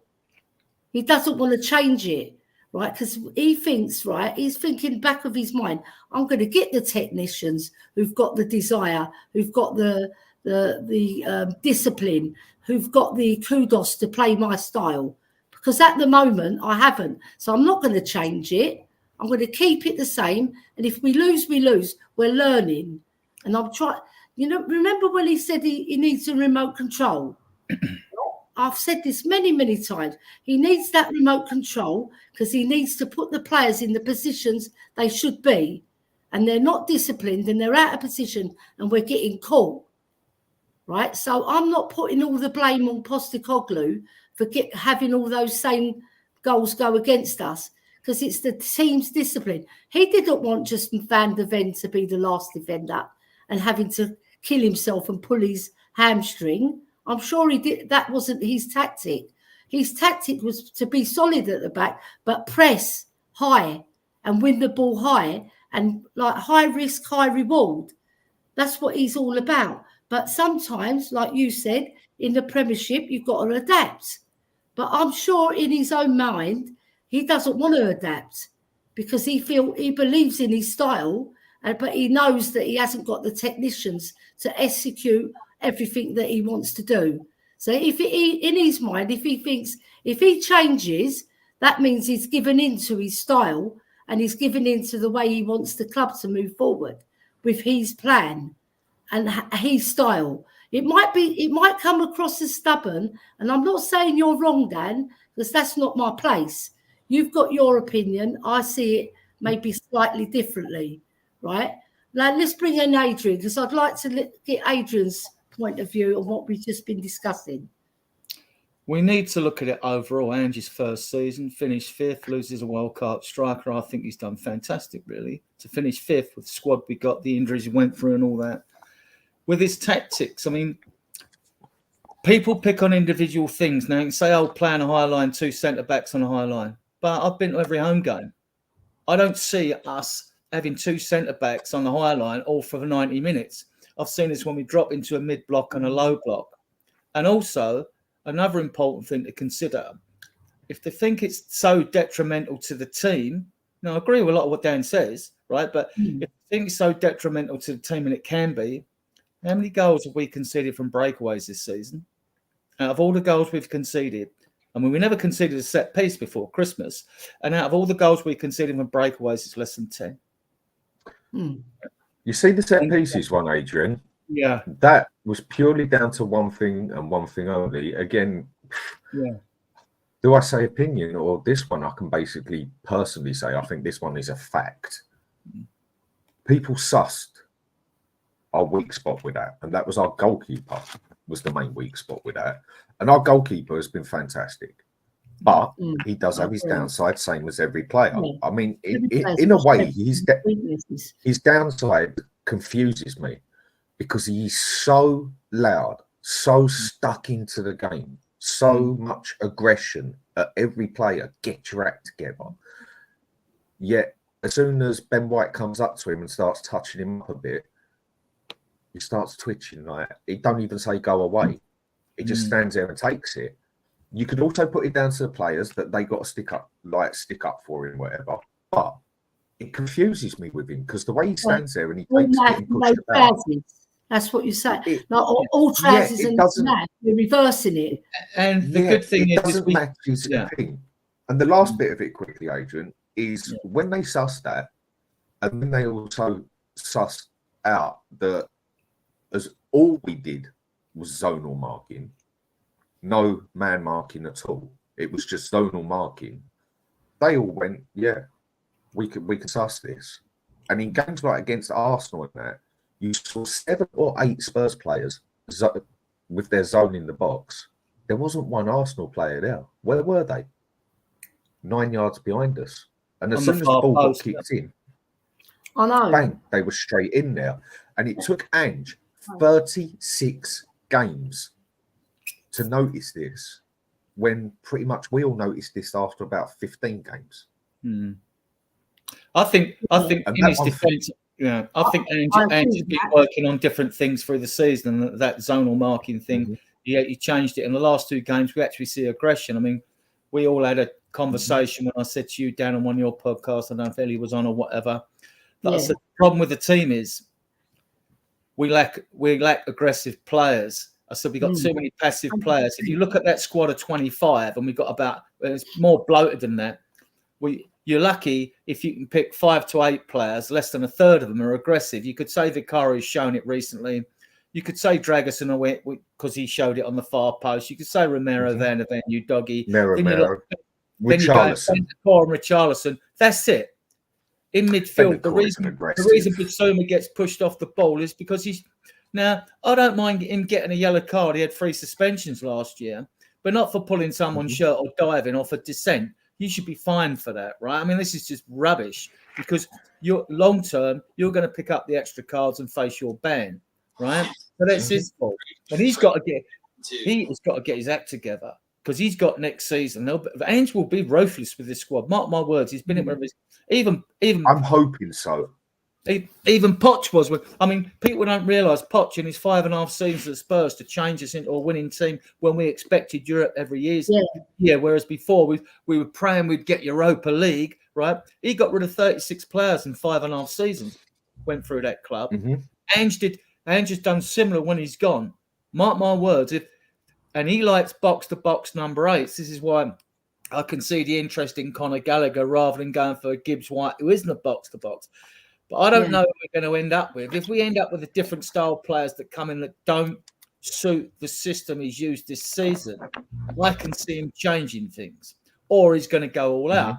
I mean, the reason we've seen Dan's seen it on podcasts, you've seen it on Ali, where people said, oh, if Ange gets Werner back, and I'm not a Werner fan or a Johnson fan. I'm like that with Johnson, but I'm out with Werner, right? Now, this is football. But when we got Johnson in, because he wasn't oven ready, it's a lot of money for a player. Now he's got the potential to reach a ceiling, whereas Werner hasn't.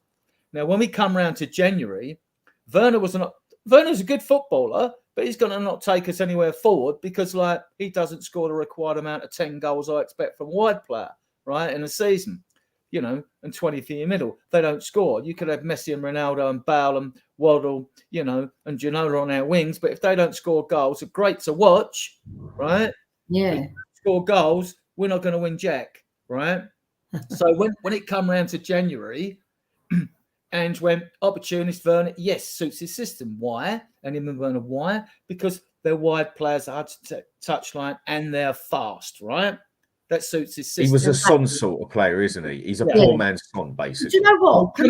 Coming up with this long period now, I see Werner as second choice behind Son on the left, right? Adrian, can I just put in there 1 second? I just want to add some things to that. Right, so football, right, is not about rapid. And I'm sure Ange Postecoglou doesn't just want to buy rapid players. He wants players to move the ball quickly, but they don't have to be particularly fast as a footballer, like fast running. But they have to be fit, they have to have desire, and they have to be disciplined. That's the and the character of the player he's looking for in particular, right? So all these things about being rapid, right? Werner is rapid, right? Johnson is rapid. If you're comparing them two, Johnson's created more goal contributions than 7 Werner assists, 5 goals. Yeah, than Werner could ever dream of. But the boy gets more stick than Werner, and I just don't get it. Becky's got 8 goals, and his season is nowhere near as good as his debut season. Right, but Johnson isn't the finished article yet. We know this. He's not the finished article. He needs to work on his game, and they need to coach him in a way that fits that system even better than he's doing now. Ellie, I disagree with you on the pace. It's all right having a number 10, like a Madison or an Azezi comes in, or Glenn, right? I'm thinking Azzi's going to happen. The majority have to be, but not all of them. You need a player like your Hoddle. But you do need it in Ange's system, because what's happened is we haven't been able to defend from the front or in our midfield. And to be able to defend in midfield when we have got the 2 centre-backs, when we are pushed up and we get hit on the break, our 2 number 8s, because Ants prefers 2 number 8s and a 10.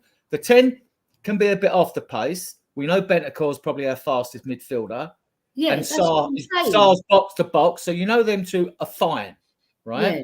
But Madison and Bissouma were pants for the last half of the season, right? weren't fine.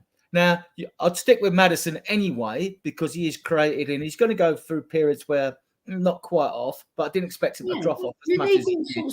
He'll get his mojo back because the skill's there, and he'll get his mojo back when there's more movement around him, right? When there's more.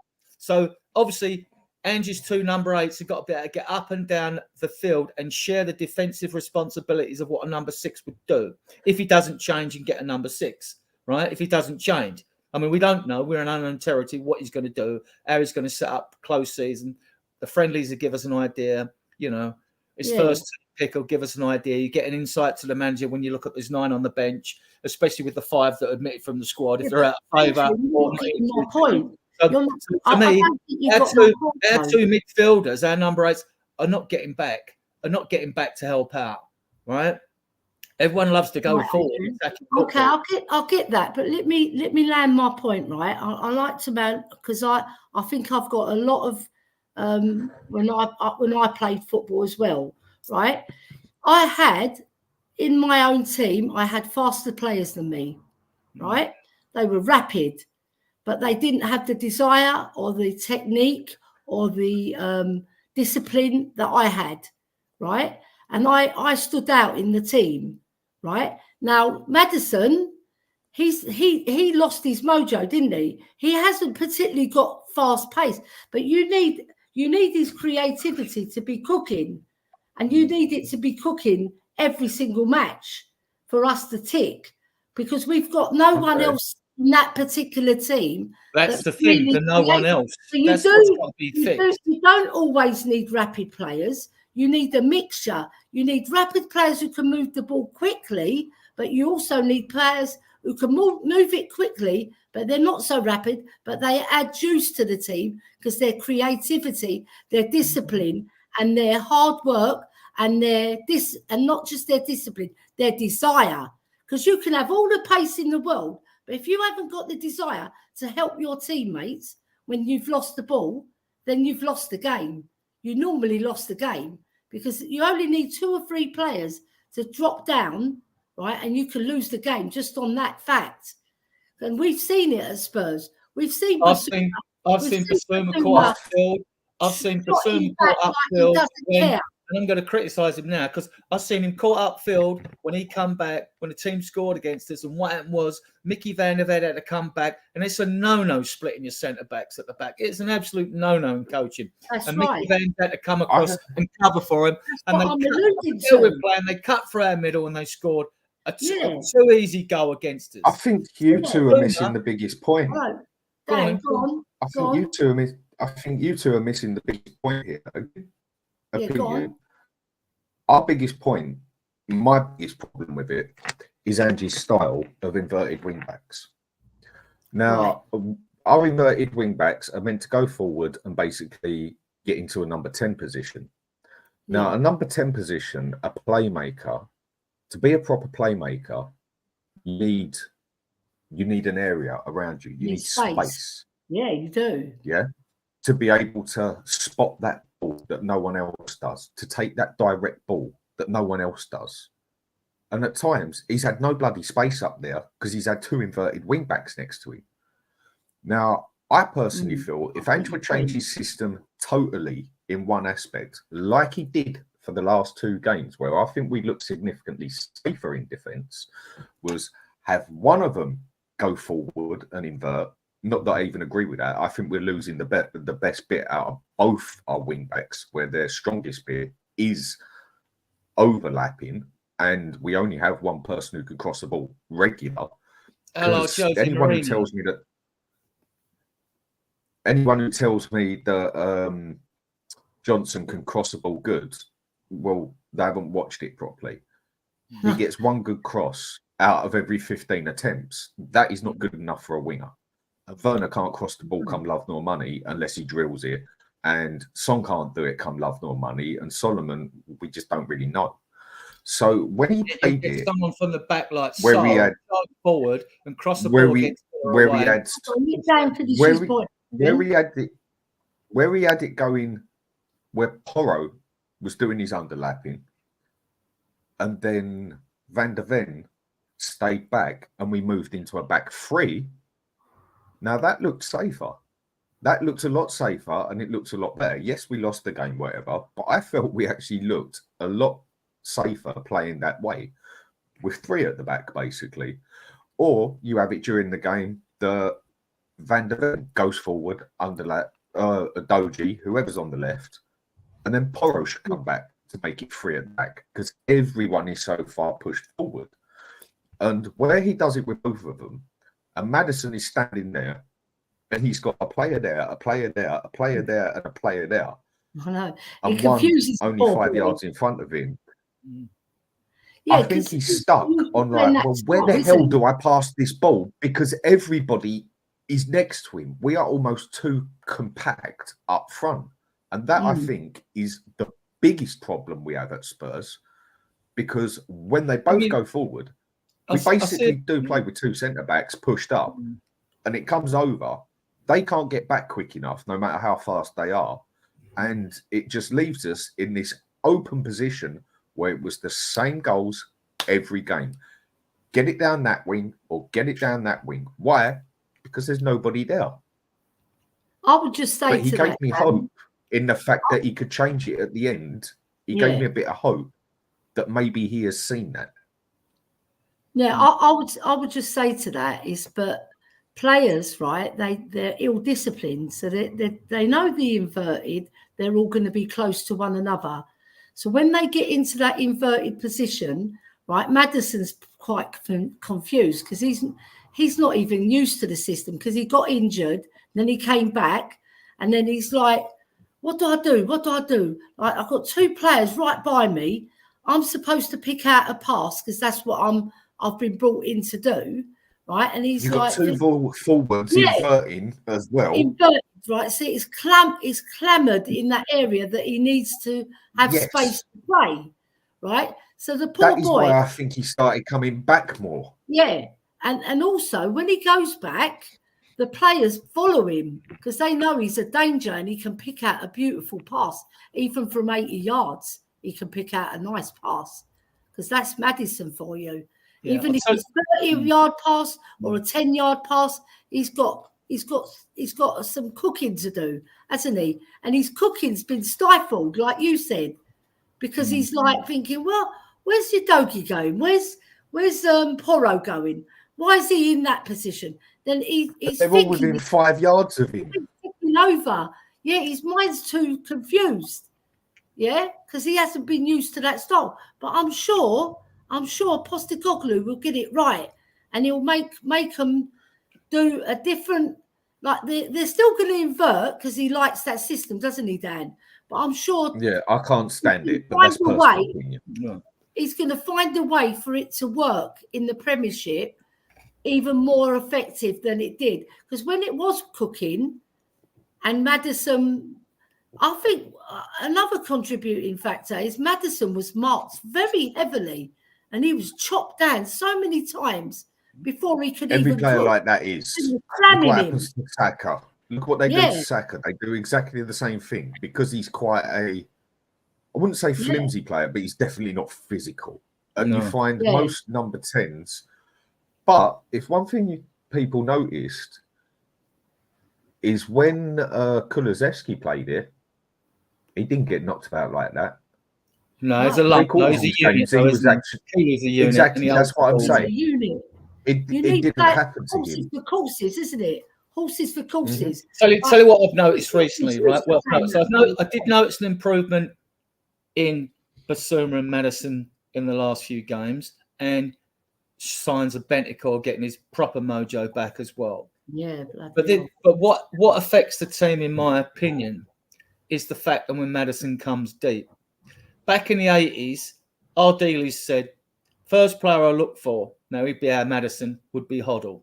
Whenever I got the ball picked up with the back 4, I looked for Glenn Hoddle, who would be in the middle or middle third of the pitch, usually, and he could spray a 40-yard ball on a sixpence, right? So, like, it was always setting everything came through Hoddle, like, so that was it. Now, the same thing should be happening. In them first 10 games, we were doing well. You found that Basuma was making himself available central, and he'd pick the ball up the back four, do one of his sharp twist turns, lose a player, space opens up, play it forward. When Maddison's back, he can't do what he's good at, which is being in the middle and final third. And also, if Maddison's in the final third, take it the other players around him. Even if the inverted fullbacks are parallel with him, now they're going to bomb on because they know he's going to pass the forward ball, right? Or even the strikers, you might get a run from Sonny or something like that because they know the forward ball's coming. That's not coming when he's picking a ball up off the back four. That creates a total different tempo to the team. He shouldn't be coming back and picking a ball off the back four. That's not his job, especially as a number 10, who's, as Dan said, who's not physical, in any way whatsoever. And someone said to me in the chat, they went, another podcast that went to me like, oh, well, Maddison needs a bit of help beside him. No, Maddison needs to step up. That's what he needs to do. Yeah. That's what you're in the team for. I've always said it. Yeah. He needs to step up. Also, hold on a minute, Dan. Let me just land this point just before you go, right? And then I'll let you go, honestly, right? I think Maddison, right? He lost his mojo. Even if the inverted fullbacks were there, he did lose his mojo and he was getting hacked down so many times, right? And he has to take that, right? But the other teams did target him, right? But he's got to find a way. He's got to find a way to make sure that he pushes the ball and he gets past that antagonist who's trying to chop him down. But he didn't find a way. He was getting chopped down so many times that he lost. It was like he almost lost his spirit to play. That's why he's further forward, though, isn't it? Because when he's got in the penalty area, everyone's frightened to go near him. And that's a weapon we should be using more often. He should also look to get in the penalty area more area. Decky gets into the penalty area more than any player in the Premier League. I know. So he needs to get into that penalty area more because he terrifies teams there. He's nearly scored a few goals getting in the penalty area as well. But you go, Dan. Dan, what are you going to say? Go, Dan. Go. With the way we're playing, I mean, again, it's personal opinion. I've played football myself. I've seen things done, and I personally think the way we play, Maddison would be best on the left, far left, but not use him as necessarily an inverted winger, forward, whatever way you want to put it. Keep him out there on the left because I did miss one player who can cross a ball. Maddison can cross a ball as well. Now, if you get him out on that far left, really, he's only got one player to challenge. One player that challenges him and maybe two when the other comes back. You give him that space out on the left. He's now got the two inverted wing backs to check up. He's now got Johnson coming into the middle to check up, which he does. And he's now got whoever we are playing as the number 9, whether it is Son, whether it is Richarlison or whatever. He's now got space. He's now got option of what to do. And some teams do that. And if you notice in the England games that he did play, because he did it for Leicester as well a few times, do England always put him, when they have played him, out on the far left? Yeah. And not to invert. Now, if you can't get the space in the middle because it's so congested up there, I think is the right word to use, then give him a place where he's got some space. Stick him out on the left. Don't have him come in a little bit, maybe get it in to the outside of the box, and then he's got the option of 1, 2, 3, 4, maybe a fifth player in there as well. Where either drill it in there, to float it in there, or even pass it out a little bit wide for the person who's covering that number 10 position there, whatever, which I would say Kulusevski is our best option, not the one that I want there, but best option. And I think he's got all his space. This is where I think. This is where I think it tends to happen with more lightweight players. When we had Modric before he was trusted to go in the centre, he's pushed out on the left. All the English coaches put the skillful player out on the left if they think he's a bit lightweight or can't be trusted. The advantage of being central midfielders, and most midfielders want the central midfield role, is because you've got more opportunity to pass sideways and forward. You've got more angles you can use to pass the ball forward. So they love it.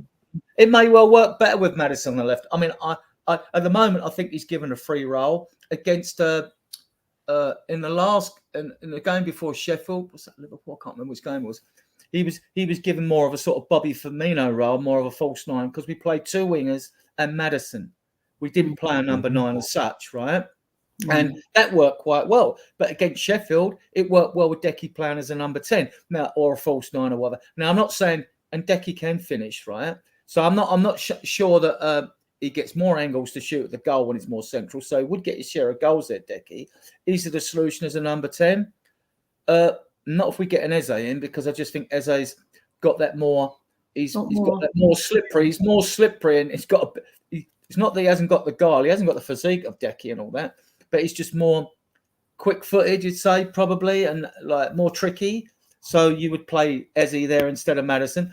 If you're going to play both together, that's interesting. Then Eze would have to go out the left, which would put Werner under more threat. Because Son. Don't want to see Sonny as a number 9 personally. We don't want to see Werner as a winger ever. I don't. I don't want him at our club, but we've got him there. So the main thing is that if we do play Maddison on the left, he will have more space. But I personally think Sonny's coming to that stage where he's not going to be doing it all season. So I think we need to swap and change him. Like Maddison, I think he'll be great at that on that left. I think there's more to the tucked in. He'll pick it up from the middle, but he can also go on the left. So if he's just playing as a winger, I think that's no good. But if he's playing as a left midfielder, right, and you then can we give play a free roll to the left. Yeah, you can give him a free roll on the left. Because him and Sonny have got a good link up. You see, when we played Arsenal early doors. Right, that combination created 2 goals. Flipping Maddison was brilliant on the left. Left second dead, crossed it at Sonny, bang, 1-1. Then the second goal, he was pressing from the middle, so he can change, like Ericsson used to do with Dele Alli. They had a fantastic relationship, those two, and they complemented each other. That's what Sonny and Maddison can do. They'll be cooking on that side, but then Maddison can drop a little bit and go to the middle and play that left wing. They've got a good understanding, them two. Yeah, they've got a very, very good understanding. And if they're cooking this season coming with a few more additions of some more technical players that can actually play Angie's system, because there was a lot of players he's going to get rid of. He's already got rid of loads. But I just think we'll be cooking even more, and we'll have a much, much better season. And Ange, his second season is always good, always brilliant, actually, his second season. So I'm hoping it is for Spurs as well. There's a lot of hope in there, just put it that way. Oh, yeah, I'm very optimistic going into the new season. I think we're going to have a very good transfer window. I think the Werner deal was one that was done for a quick fix to fill a hole, so as the recruitment team could really concentrate on other teams, because they know that position is, and we don't know what's going to happen with Solomon. We're not I've seen him. He looked okay, but I mean, like, I can't really judge him. We're not a charity, Adrian. I know we're not. I don't think he adds anything to our team, because first of all, I think he's a good footballer. He's got fast pace. He takes up good positions. He's an intelligent footballer. I think his comments that he's made. If he could score goals that he's made early, he might not get into that team again. I don't think comments he made. They got to move to Chelsea. They played him on the middle. They played him through the middle. They played him on the left, right? Then decided, nah, you just can't give us what we want to take us forward, which is goals. He's goals. That's the only bad thing about his game. He's a good footballer, but we don't need him. We just don't need him. I don't consider him a good footballer. I'll tell you why, right? This is my own opinion. I'm going to give a balanced opinion about Werner, right? He's got pace, yes. That doesn't make you a good footballer. He moves off the ball quite well, not brilliantly. His crossing is his downfall. His IQ in front of goal is his downfall in the Premiership. I'm not taking Germany out of the question. I'm saying in the Premiership, how he's performed, right? He's come to our club. He's getting £165,000 for hanging on to that left and doing not much. When you look at what he's done, he hasn't created a lot of goals. He's only scored 2 goals and they've been tap-ins. Right? And he's cost us so many matches, so many points from his unintelligent running and his lack of goal. What was the word? Lack of goal scoring IQ. Capability. Yeah, he hasn't. Here's a way to put it. He's a better version of Adam Traore. That's about it. I don't consider him a good footballer. He's got pace, yes, and that's about it. But nothing else. If you look at it this way, then Ellie, yeah. Else. In the Premiership, Ange was saying a big problem we've got is up front where we're just not clinical, yeah? Right. So we've got a problem up front with what we had up there, with what he had, and we're not clinical. And then he signs Werner. And then for me, and then he signs bloody Werner. Now Do you know what I mean? Now people say, well, we've got him, so accept it. Why have you got to be negative? I haven't got to accept nothing. What negative? We're better. I mean, people can see exactly. So just because even if we go and make 5 fantastic signings, I'm still going to turn around and say that Werner one was almost idiotic. Yeah. 165,000. I want to be a person. I want to be a person who can sit here and Werner score 20 goals and say, do you know what, everyone? Fair play. I got it wrong. But it's not going to happen. So this is one of our biggest problems, I feel, again, we do have. I do just see we're too accepting as a club with mid-standard, bog-standard players. Well, you've got him now. Just accept him. Just back him up. Okay, back him up. Yeah, like, come on, man. Get the goal in the... But I ain't got to accept that. If we want to do better and we want to be better, we have to buy better. And when the manager stands there and says one of our biggest problems up front is we're not clinical enough, and then he goes out and gets Timo Werner again on loan, which is his call, so he says, how am I meant to have faith in a manager that goes and does that? Yeah. And I mean, it's £165,000 that we could spend on. How much is that a year? That's a lot of money. 8.5 million. 8.5 mil. I'll do it on the account. And plus we had to pay about 5 mil to get him on loan again, roundabout from what I read. Some of it I read 3.5, some of it. Waste of money. And that money could go towards another better player. Yeah. For me, Werner is now at that stage. He's past adapting stage. Because not with everyone, but I'd say 9 out of 10, and I'd say this one is a fact again. The older you get, the harder it is to learn and adapt to a different system. And I think a lot of players have proved that, yeah? He's 28 coming on 29. He's got his way he plays. Okay, he can slightly adapt to that system. But one thing we can vouch for, he's never going to improve as a goal scorer.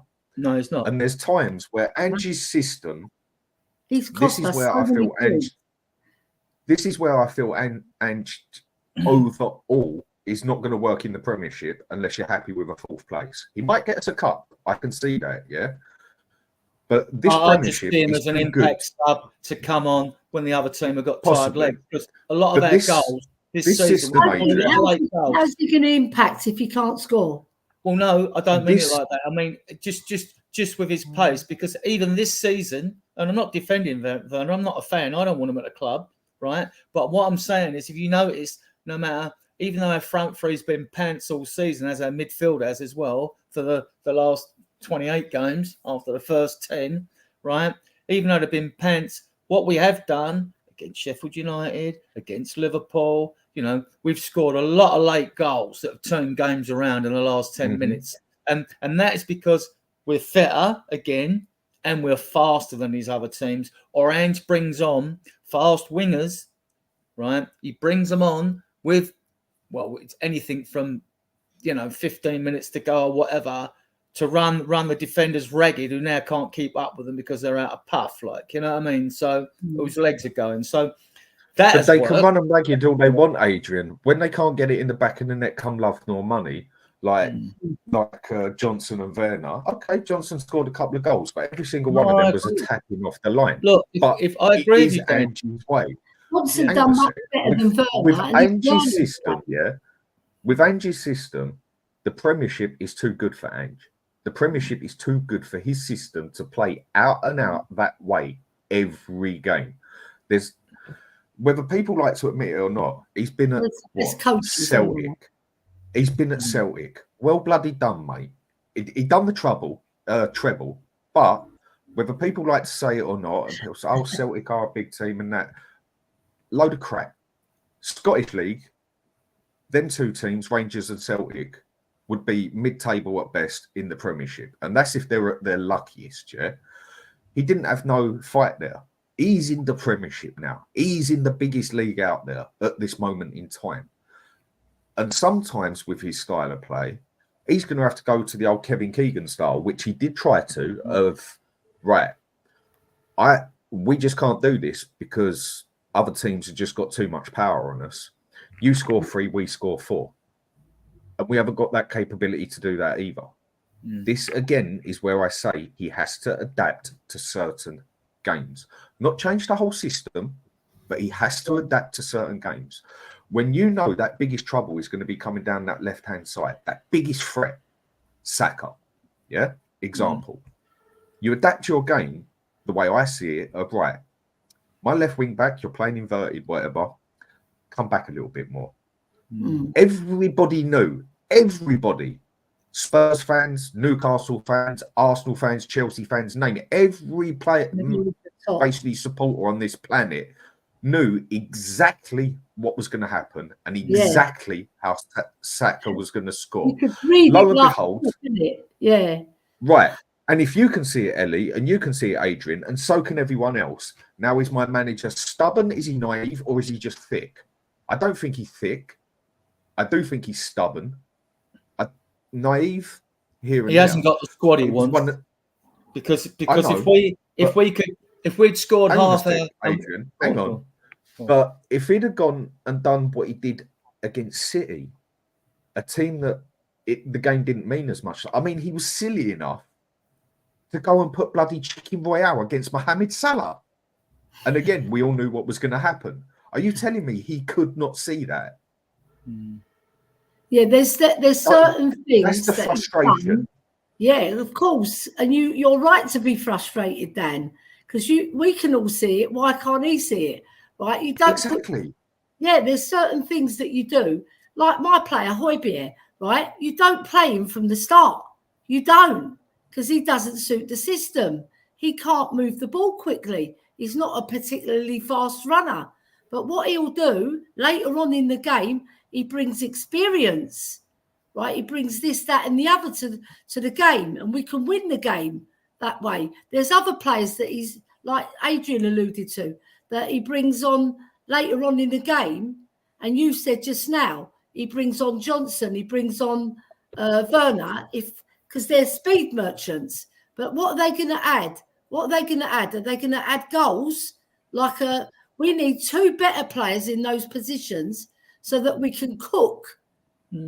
We can't settle for the Werners and the Johnsons. Johnson's got potential, yes, but he's not the finished product, right? So we need better, and they need to be on the bench for when the players are tired, and then they can come on with their speed, right? But even Werner, I don't want him there because he can't finish.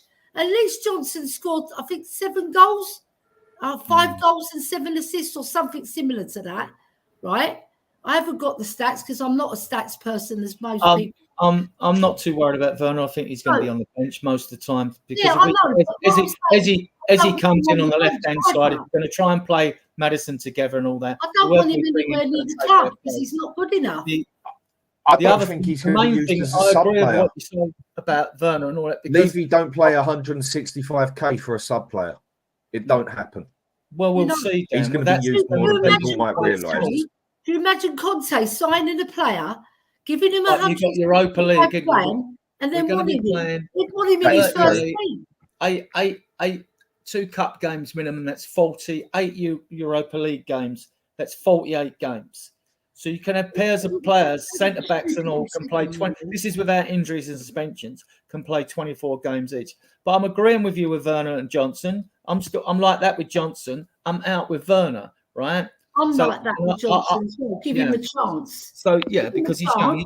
Look, you ain't giving him we ain't getting rid of him. We give him a 6-year contract, right? We ain't getting rid of him. One thing right? got to work on though is his physicality. If my whole point is, I think at one stage Spurs had during the season, I don't know who we finished up with, but at one stage during the season, there was about a third of the season to go.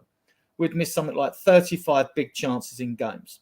Yeah. If we'd converted half those goals, right. You changed the course of a game. We were all expecting under Ansball, weren't we, that like we were going to go, someone's going to get it. We're going to spank some team 5-0, 5-0.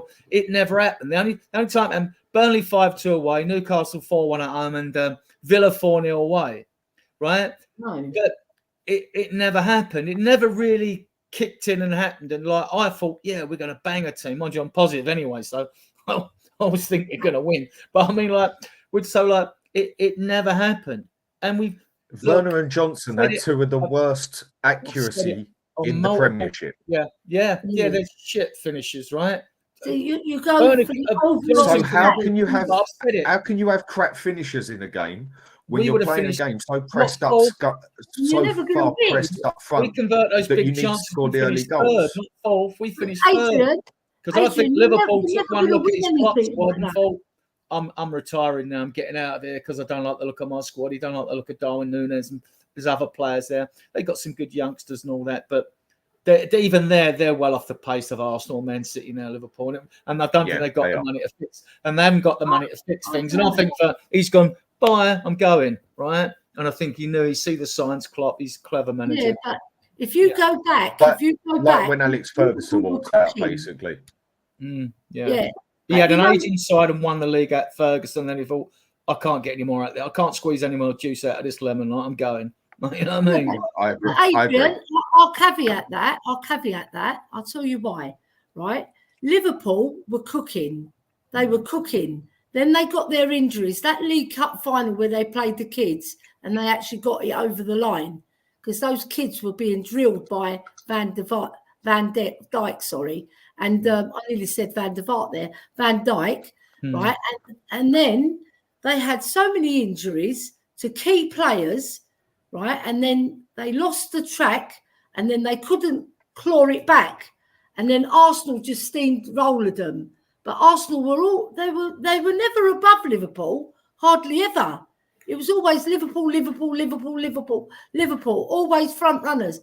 And then they got those injuries and the kids started playing. Right, and those kids were really good kids, bloody good footballers, right? They're still developing, aren't they? I mean, Zlobazloi, what they call, has been pants. Yeah, right? Darwin Núñez. Now he might have a breakout season this season. He's been like Werner and Johnson, blasting them over the bar, and he's had easier chances that he should have buried. Yeah, they missed a lot of chances. That's only the little I've seen them, so I might be unfair in my critique, right? I like the look at Guy as the winger. He's very tricky and all that. But again, end product. Our problem is we need to score 90 goals. If we're going to win a league, which is what we should be aiming for, we've got to score 90 goals. This is why you cannot get rid of Son. You cannot get rid of him. He's the only striker we've got until we find an adequate replacement. If we do get we should still keep Son, in my opinion, right? But our wingers have got to chip in with 10 goals each. A good strike rate years ago was always 1 in 4 for a winger, right? Was always 1 in 4. And then our midfielders need to chip in. Because if you got 25 goal striker up front, and Son got 16, I think, this year, and quite a few assists. He got, I think. Right? But then you're only looking at 45. You're still looking for another 45 goals. If Maddison had a blinding season and got you 15, say. What do we do? We go and sign Werner. You'd be on 60. Then, okay, where's the other 30 goals? How many's like Bentancur, Basuma can't score, right? Sarr will chip in with a couple. We ain't got the firepower. We just haven't got the firepower to win a league, which is what we should be aiming for. So we need to get the player who's going to get us 30 goals. We had him in Harry Kane. Let him go. We replace him with what? We've got Werner, who can't score goals. It's just it's so like on another point. A Mickey Mouse club up front. I'm just gonna play devil's advocate here then, yeah. So again, I feel Ange done too much of this, too much talking. He said things that he really did not have to say. Yes, he's got to say his stuff, and I like his connection with the fans in the aspect that he's willing to talk. Yeah, but that's it. In the aspect, he was silly. He shot himself in the foot twice, then in the shoulder, and then he might as well put a sawn-off shotgun to his head. Yeah. Pardon me. And when he goes and makes statements like, next season, I want us to go for that title, and then he goes and gets Timo Werner in, it doesn't show you much hope. Now, I've got a question for you two, yeah? Yeah. In this season up and coming, what do you actually think is the most important thing about this season that we go winning for? A trophy. I mean, because we got And four things that we're... I think we've got a very good chance of winning a trophy. The domestic trophies and Europa League, the Champions League sides don't drop down in it. There's 8 teams. I think I'm positive because I think if we can wrap things up early in these 8 games, we can give the youngsters a run out in those games.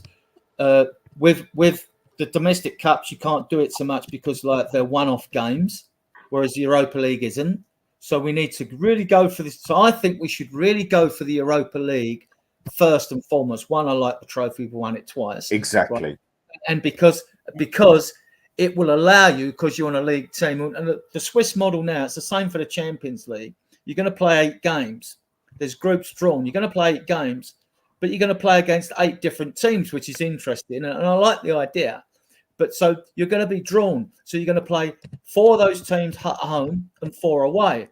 If we draw the bigger name teams that are in it, like Roma or someone like that, at home, that would be good because you'll get like Roma aren't in it. Aren't they? Well, whoever's in it, they're an example, right? It was the top. I think you're right on the Europa Cup because if we go and do you know what? Again, this is where Ange made a massive mistake. He treated the mistake he made in that League Cup is one of the most stupid things I've ever seen a manager do. It was absolutely stupid. It was ridiculous, wasn't it? If we go and win this League Cup and we finish 8th in the league, and we go and win this not League Cup, Europa Cup, everybody is happy. By the people who are going to complain about the league, we have a cup. It's a European Cup. Fans are happy, and we're in the Champions League now. Mr. Levy's happy as well. I personally think we should put the league. Checkbook. I think he should actually put the league, obviously trying it and go for it and that and get as high as you can. But I think he should focus most on League, FA Cup, and especially that Europa Cup. Because again, if he wouldn't have been so stupid on what he'd done in the League Cup, and we would have got forward and won it, and we would have finished 8th, 10th in the league, that would have upset people. But I think you'd have had 80% of Spurs fans sitting there. Do you know what, Ange? First season, fair play. We've actually won a cup.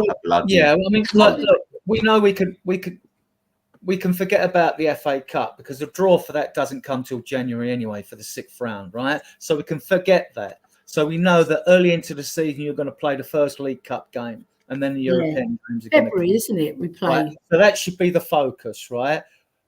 Field the strongest team possible in the League Cup, because the Europa Cup you've got latitude. You could lose a couple of games. You could lose 3 games if you won 5 and still qualify. But obviously, you want to try and win them all. If you could win your first 4 or 5, you know you're through to the knockout stage.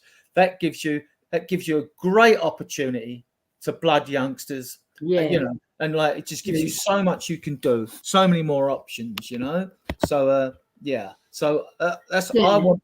If you ask me what cup I want the Europa League. Then I'd want the FA Cup. Exactly. Because that's an avenue to the Champions League as well. And plus, it's more realistic than the league, isn't it? We are not getting that league unless some freak show of nature happens. Oh, do you know what? If we get the league, it's because that system is cooking, right, and it's adapted within that system. Right. Yeah, because we've got a very, very good defensive prowess. The midfield wasn't cooking like they could have cooked, so we know the midfield is quite strong. with Maddison, Bentancur, Basuma, and if we bring in a couple more, like Eze, if we bring in Eze and Elise as well, that would be fantastic. And then we get if I think they'll get rid of two. I think we're going to get Eze, and I think we're going to get Jimenez. Eze, I think we will. But if our defence is so good, Ellie, why did we only concede 3 goals less than bloody Lingit? Right. Romero, who was half injured, Sanchez and Dyer. Because they lost their discipline. They're very good defenders, but they lost their discipline within that system. So what No, it was the system. They was too far forward the whole time, and we was open and conceded the whole time. So, but we got quality defenders, but conceded 3 less goals. I get the worst defense we've probably ever had. But we didn't concede that many goals from breakaways, believe it or not. No. We didn't. It was the chance. Every chance we gave away, because we actually gave away some of the least chances in the Premiership. Disciplined in other areas of the pitch. You can't just leave Van der Ven on his own. You can't. But Ellie, it's not fair on him. It came back to the problem that I said at the start, and this is purely down to Ange. This is his fault. And that is the inverted wing backs. Why? Because when they were so pressed forward, it came over the wing. And let's say on the left-hand side or the right-hand side, it's the chances we gave away were that clinical that we might as well have given them a penalty. Van der Ven then had to come out wide. Romero had to come into the middle, straight across them to the man on the wing coming in, straight into the back of the net. This is purely down to Ange's system, not even the defenders. I agree with you to a point, but when you're doing high press, high reward, you have to have discipline to get back and help your teammates, and they weren't. We have to defend. But if you can't run like, which is they were getting back. About attack, like do you think Postecoglou sets them out to do high risk, high reward, and then tells them to be lazy and not get back? He said, "Get back, and they're not." Ellie, they can't get back because he's pressed them so far forward. They can. They can't. Not from that end. There's only one that could get back. To me, Dan, that's a lack of intelligent awareness from the players. Yeah, it's a lack of if they're told to be that far forward, to recover. If they're told to be that far forward, and they're as far forward as the manager has told them to be, and we all know there is only one defender, because defenders ain't usually fast. There is only one defender who can come back and save us, like Van der Ven did. Well, take the Newcastle game, for example. I mean, I've seen Basuma. You're right, Dan. I've seen Basuma stroll back. Doesn't care. Yes. Doesn't care. Right. And Udogie. But the midfielders are not getting back to help out. The only inverted fullback should be doing it as well. Because you know, if it means, I've always said it, if it means being a wing back or an inverted fullback means you're absolved of defensive responsibility, I don't want you in my team. Right? Udogie, his defending went apart towards the end of the season. And I love the player, don't get me wrong, it went apart. Romero's improved slightly, you know, but look, like Dan's saying, you're right when he's forward, right? Romero, look over your shoulder for Christ's sake. Be aware of who's around you. I used to play right back. I was crap. But the one thing I was good at was at reading the game and sniffing danger. And I had to, because I wasn't the quickest.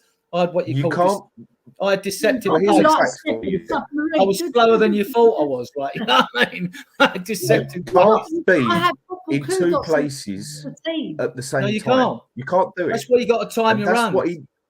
And that's what he was almost expected to do. This is why. And then Trent gets criticised. Basuma can't get back and defend. That's fine. Ange don't even play with a DM. He plays with a box-to-box midfielder. Now, usually a box-to-box midfielder can cover defence and cover attack, but they've always got their stronger point of what they can do. Basuma's strongest point was getting the ball and running forward with that little pass. Yeah, Bentancur, more of a playmaker sort of thing. Yes, he played DM out and out for Juventus, but that's not where he's told to be. You can't be in two places at the same time. And every team did the same thing. Sit back. Wait until they make that mistake. Yeah. And sooner or later, when you're playing tippy-tap for 5 minutes straight, Someone's going to make a mistake. Then all of a sudden, they got the ball straight over the wing, straight in the back of the net. This is down to Ange, where he needs to adapt.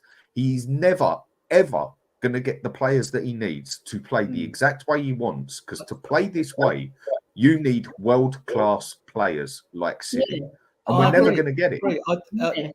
It's true. Dan, I don't see, right? There's only 2 players in our what we call our best quadrant of like 4 players, which are Bentancur, Basuma, Maddison, and Sarr. There's only 2 players that are box to box that have got the energy to place that, and that's Sarr and Bentancur. Yeah. So you could play them 2 as your 8s, then you have to drop Basuma, or you place Basuma further forward. I think Basuma could do a job further forward, but then you'd have to drop Maddison.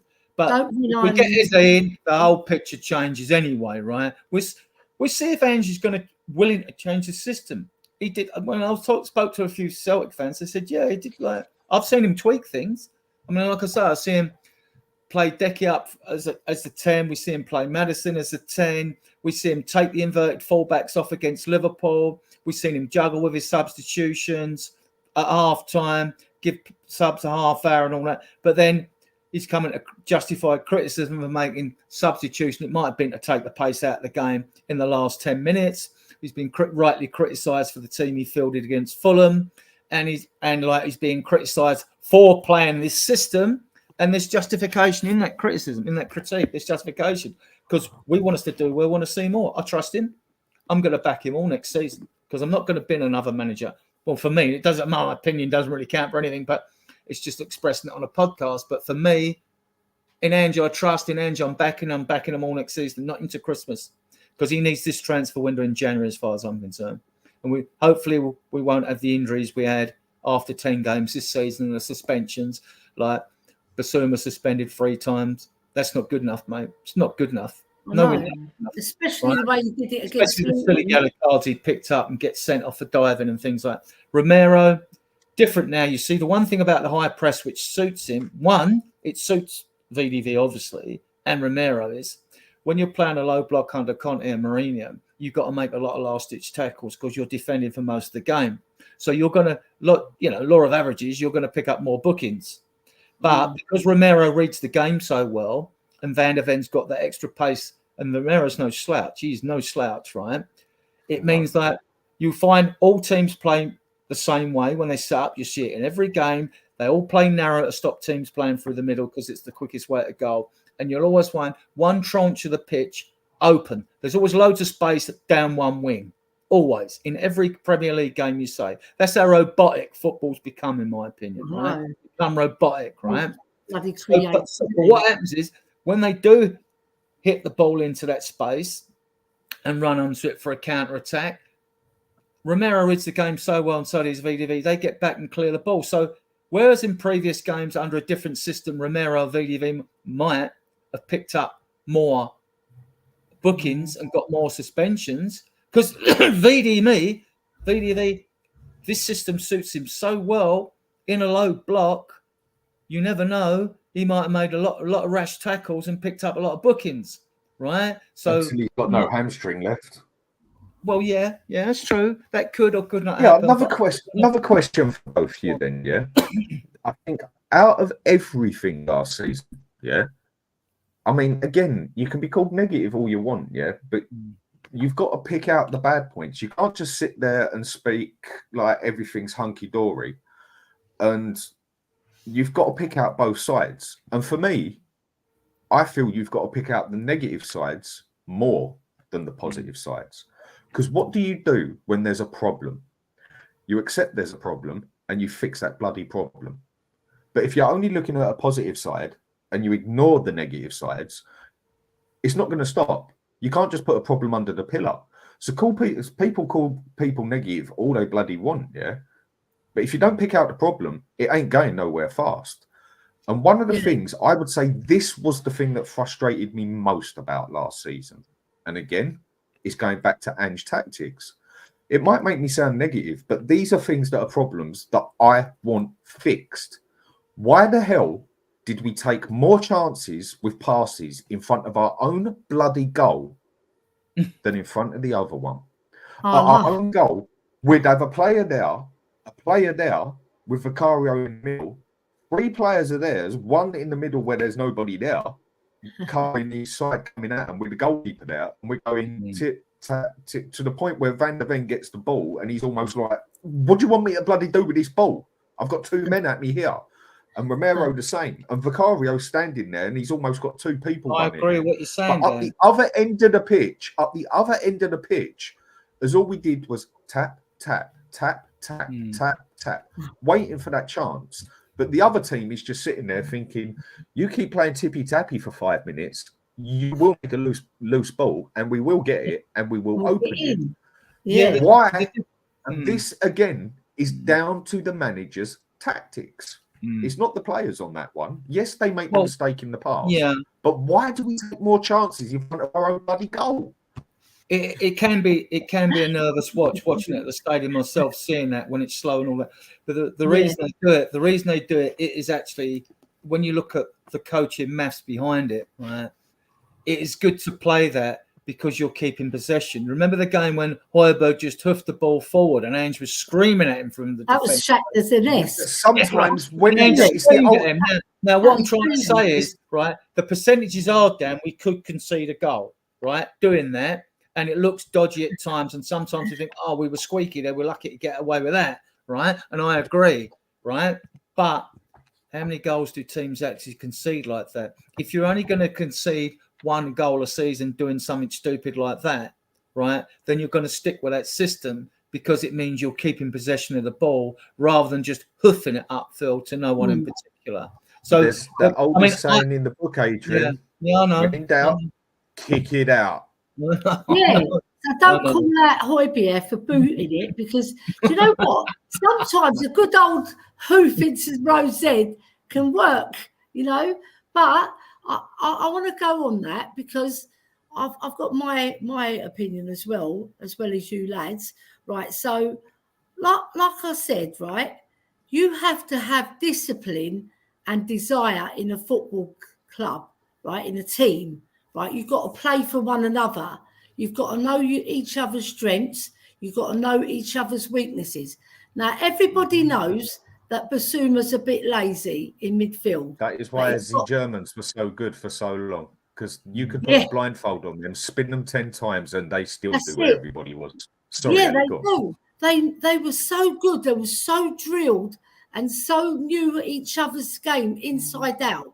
Right, so I would suggest, if I was Ange Postecoglou in his ear now, because I'm a very vocal woman and I could get in a lot of people's ears, right, I would say to him, you can have a remote control, right? But if you don't put these players, get them on that pitch so that they're running for you, they're running for each other, and they're running for the fans. You go back to Bill Nicholson days, right? And I'm harping back there because what did he do? He set the tempo, like Steve Perryman said. He set the tempo for the club. If you have a tempo at the club and your discipline and your desire and you want to work, you don't have to have the best players to win the league. It's always good to have 3 or 4 players who are fantastic. Unsung heroes. That is an excellent point. Yeah, there could be 5 players on that pitch and 6 players are not as good as the other team, but they bloody bust their gut and they've got the desire and they've got the discipline. The point to look at is there's 2 teams out there I can point out, Atalanta and Leverkusen.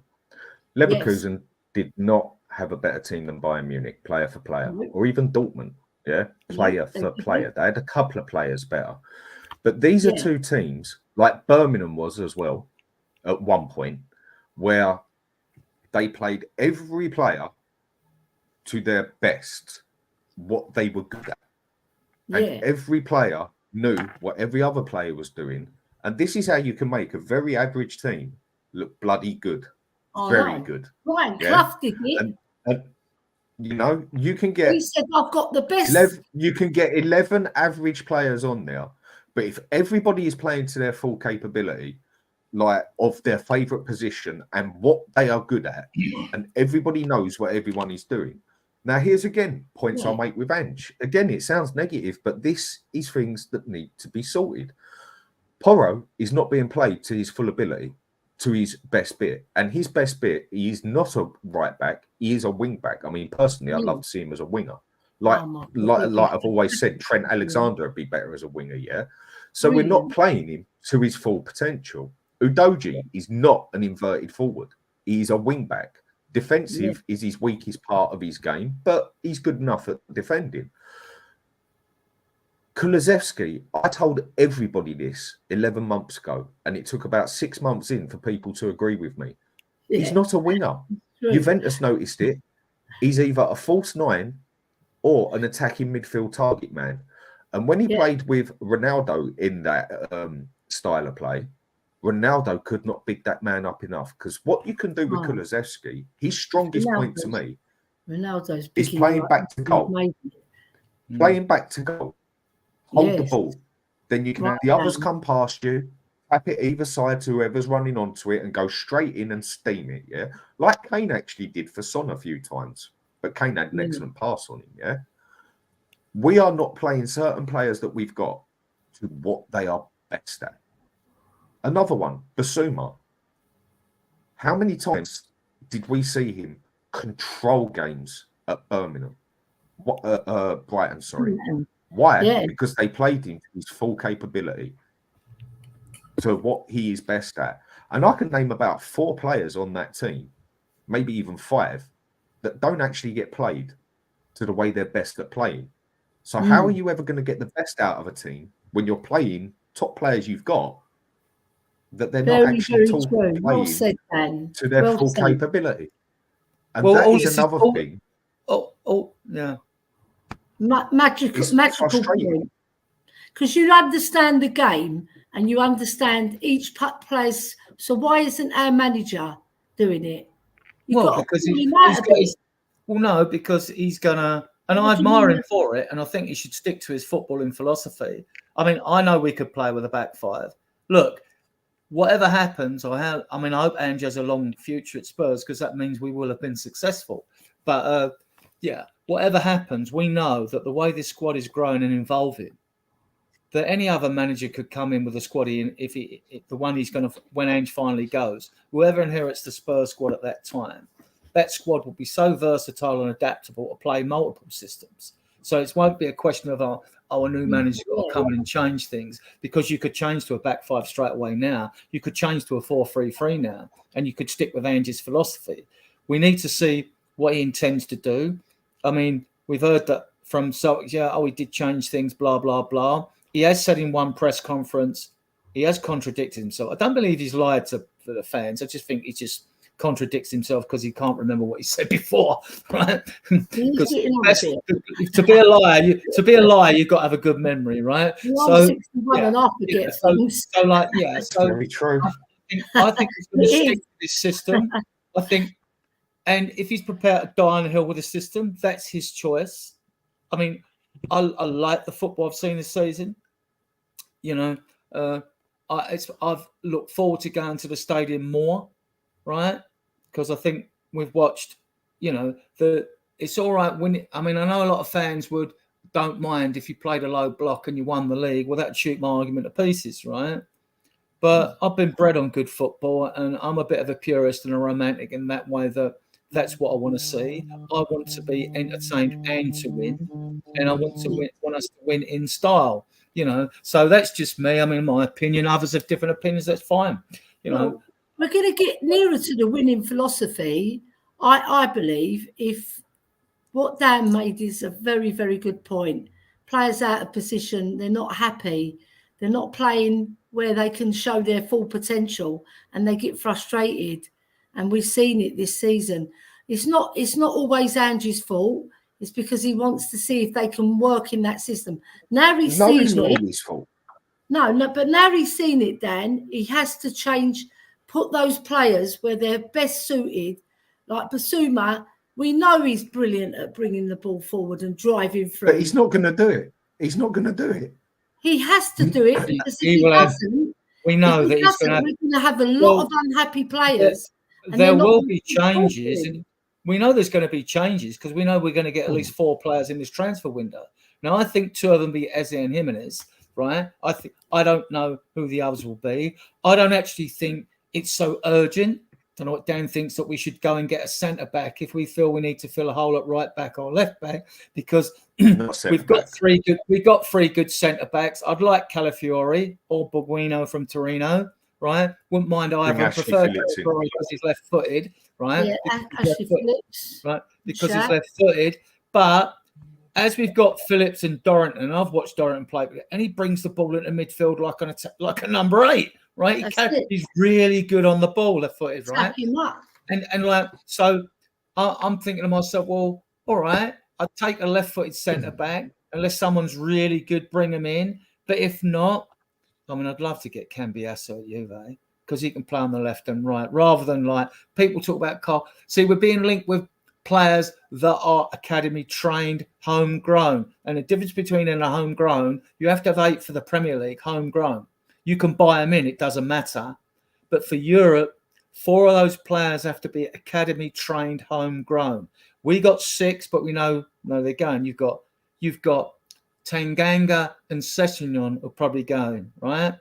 That only leaves you Whiteman and Austin, who signed a new 5-year contract, Skip, and who am I missing? Parrott, because he's 22 and he's kicked on a bit recently. Parrott as Adams. I don't know if it'll work out for him. So you got those 4. So I'd imagine those 4 are going to stay next year. Parrott will either be added to the squad or loaned out again, but he's 22. It's a different. So now it's really a now and never for Parrott at his age of 22. You got to be like, either regular member of the squad for Europa League and things like that, or you sell him, or you loan him or sell him, right? But then you can't loan him or sell him because you need the 4 homegrown academy trained. That's why Skip can't go. Skip would be better off leaving the club. He's not in after our 4 main midfielders. He's going to drop right down. Skip's not even going to get in a game. He was in behind Højbjerg, right? So playing with the under 21s. And Skip knows Bergvall's coming. We don't bring a midfielder in. Skip really hasn't got, unless somehow he had got a few starts and was at barnstorming games.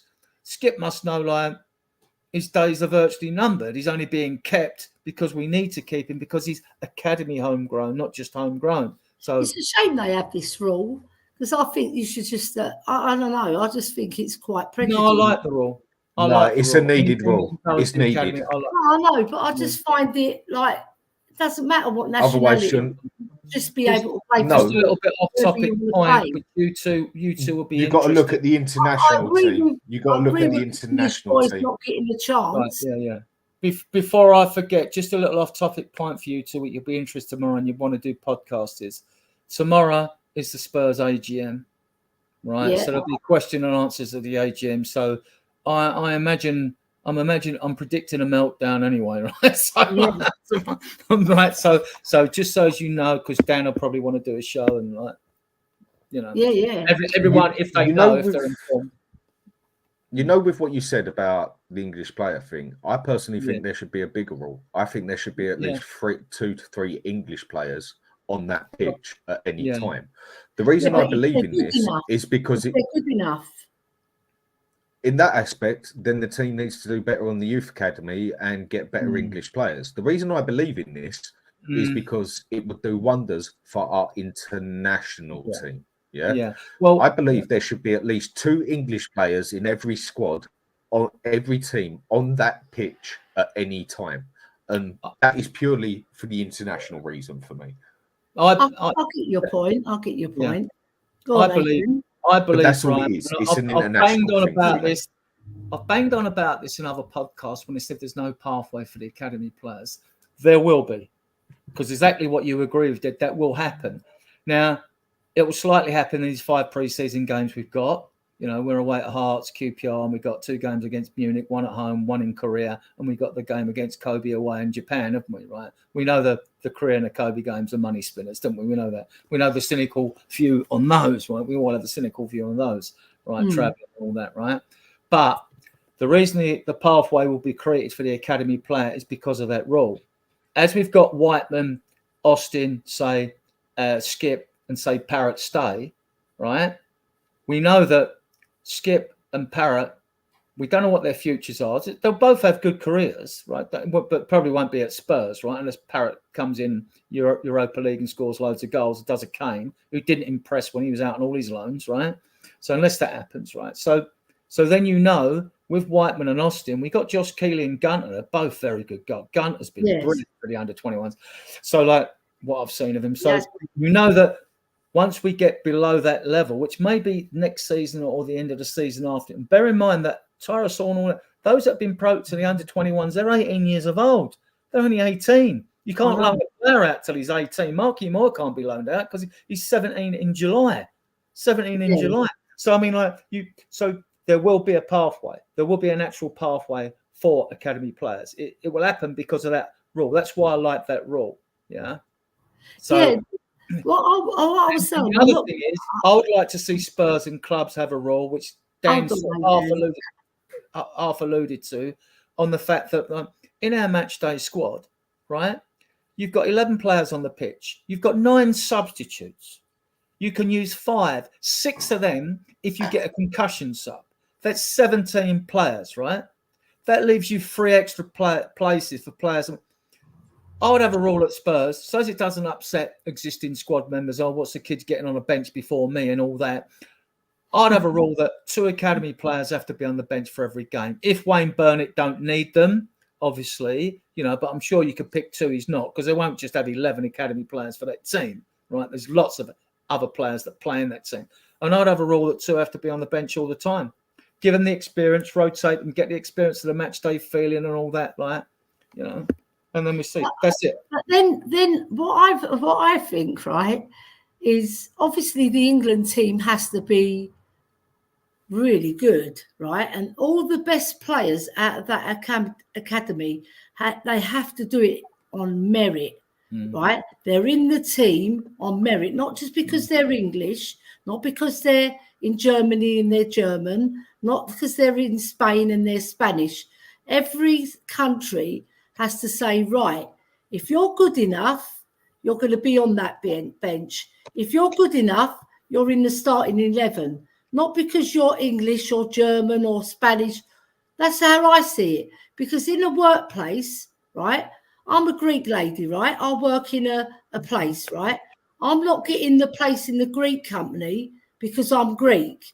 I'm getting the place in the Greek company because I'm good at what I do. And I can flavour to that company and I can make them money, right? So there's a fine line between they should be on the pitch and they deserve to be on the pitch. I totally get you, but it's purely for me for an international level. It's nothing to do with racial. And when I say racial, I mean any other country on the bloody planet. Yeah. It's nothing to do with that. Yeah. What you got to do first, you got to look after your own first. Yeah. Feed the next door neighbours, after you fed your own family. Whatever way you want me to say it, however it sounds, it ain't going to sound great. My point is, if we had it where there's got to be at least 2 English players on that pitch, it would work wonders for our international team. And what is England as an international team? They are exactly the same as Spurs. They are the biggest flop in big football. And that is what Spurs are, whether you like it or not.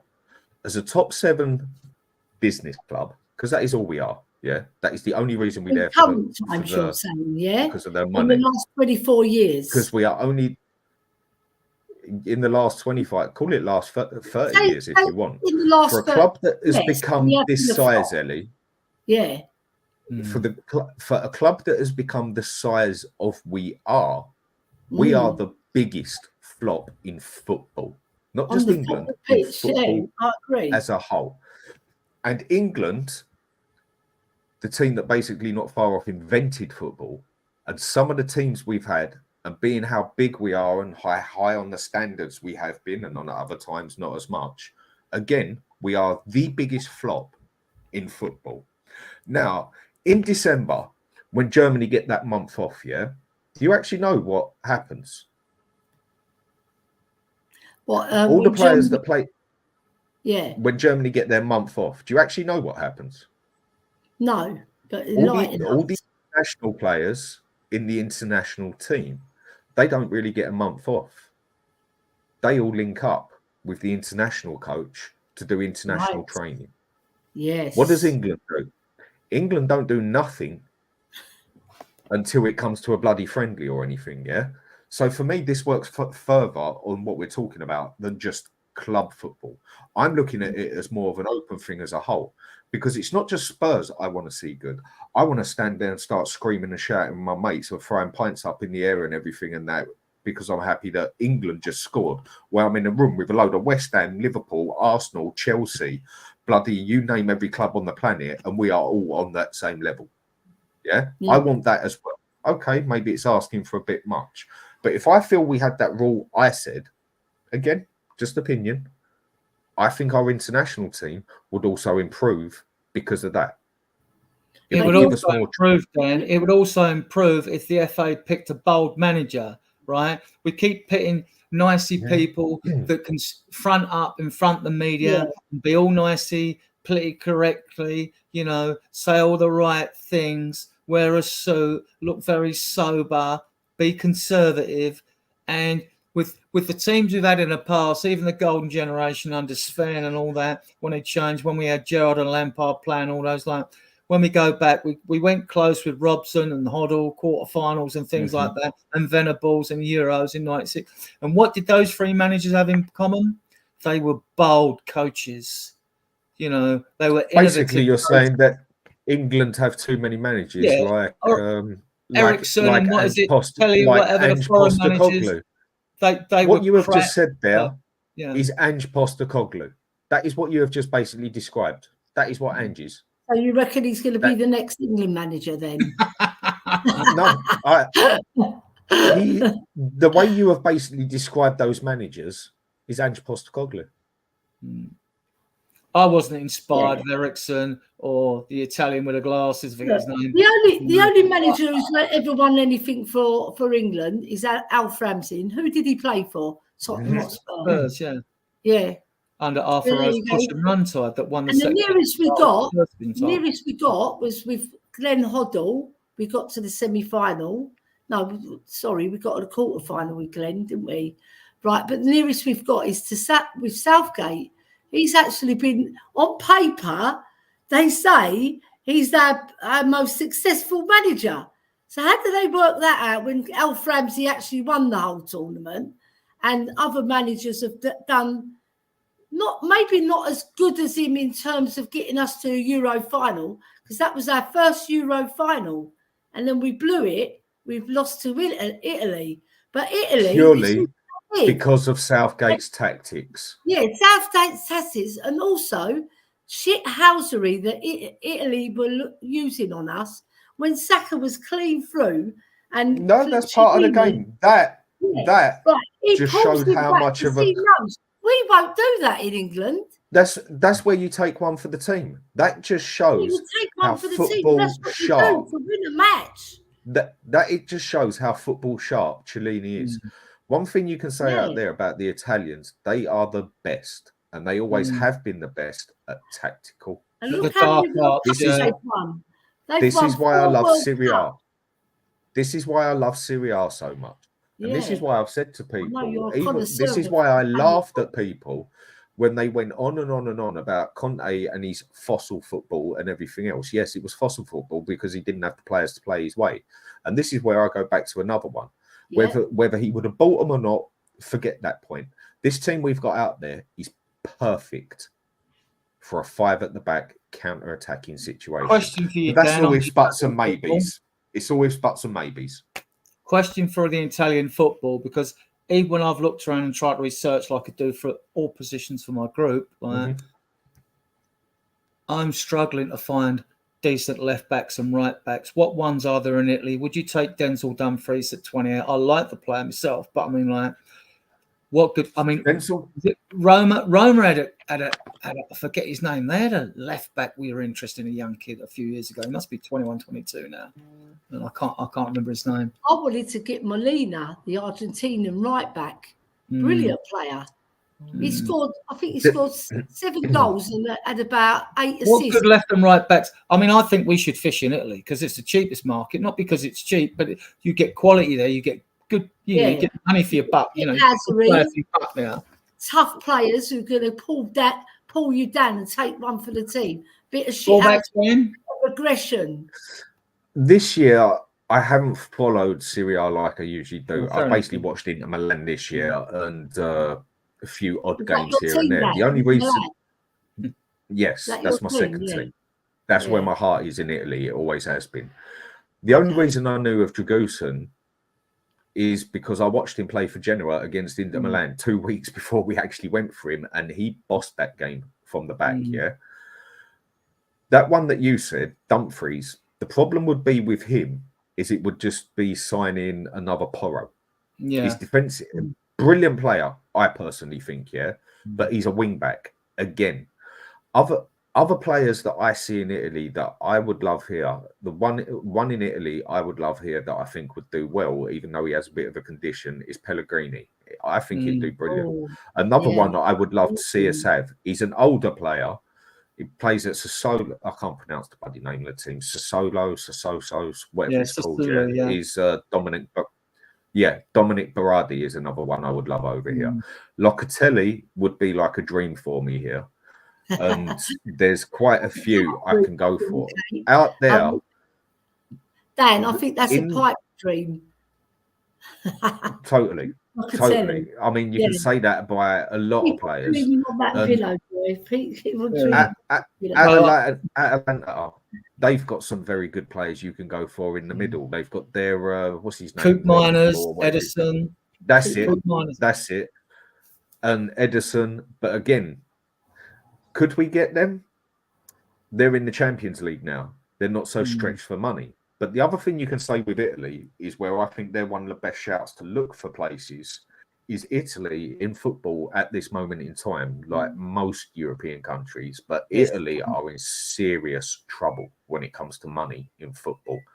There is even though Inter Milan had just been taken over and they're not as in much trouble now as they was when the Chinese ones owned them. Was it Chinese, Japan? I think it was Chinese people who owned them. Yeah, it was, yeah. Even they can't afford to throw the money about. Otherwise, they'd have had Vicario.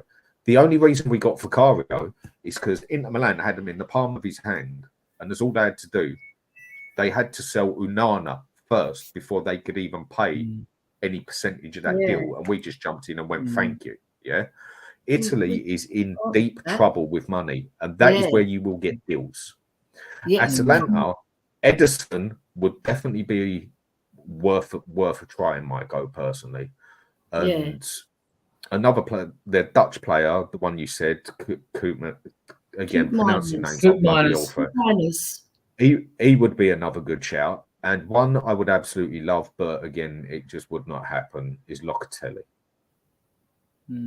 Yeah. What about Tonali at Newcastle? I think they might get rid of him if they've got to sell. I don't think that who would buy him?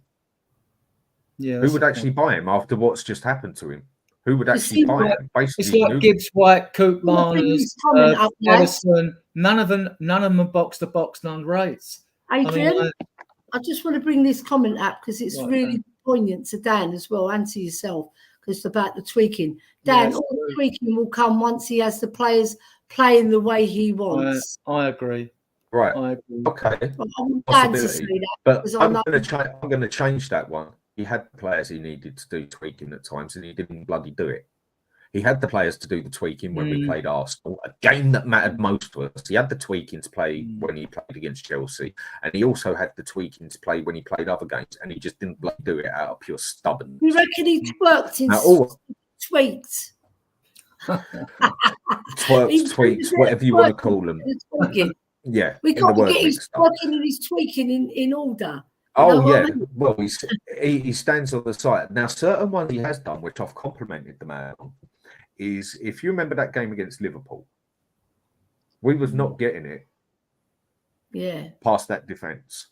So what he blatantly done, which I think some people missed and other people see it, is he called over Kulusevski and Porro, you two, over here. He said to Porro, middle. Porro, out there. I mean, he said Kulusevski middle, Porro out there. Lo and behold, 2 minutes later, Porro more in the middle, got the ball, knocked it to the right as Porro as a winger. Porro drills it straight through in the back of the net, whether it was a diversion, own goal, whatever. He does do things like that, but he needs to do it more in certain situations or even at the start of games. I'll give you the Newcastle game. 3 goals we could have conceded within that first 10 minutes, 15 minutes. He could blatantly see where it was going wrong, and we all could. Then lo and behold, they go and score the goal the way it's been set up every time. My opinion is he should have then stood there and said, do you know what? Instead of going gung-ho, come back 10 yards, boys. Come back.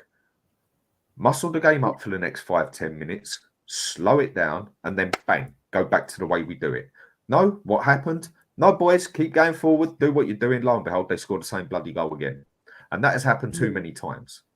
This is what I call tweaking with a manager in certain situations. You can't just go out there and say, right, this is how we play, this is how we're doing it, because then every team goes and does to you. Because at the moment, Tottenham, the way we have played all season, are the most predictable team in football, in the Premiership. Would you say, but Dan? One of us. Put a question. I agree with that, Dan. There's a lot of teams have got a style of play. Put a question to Dan. Hold on a minute, Adrian. Let me just put a question, because I want to.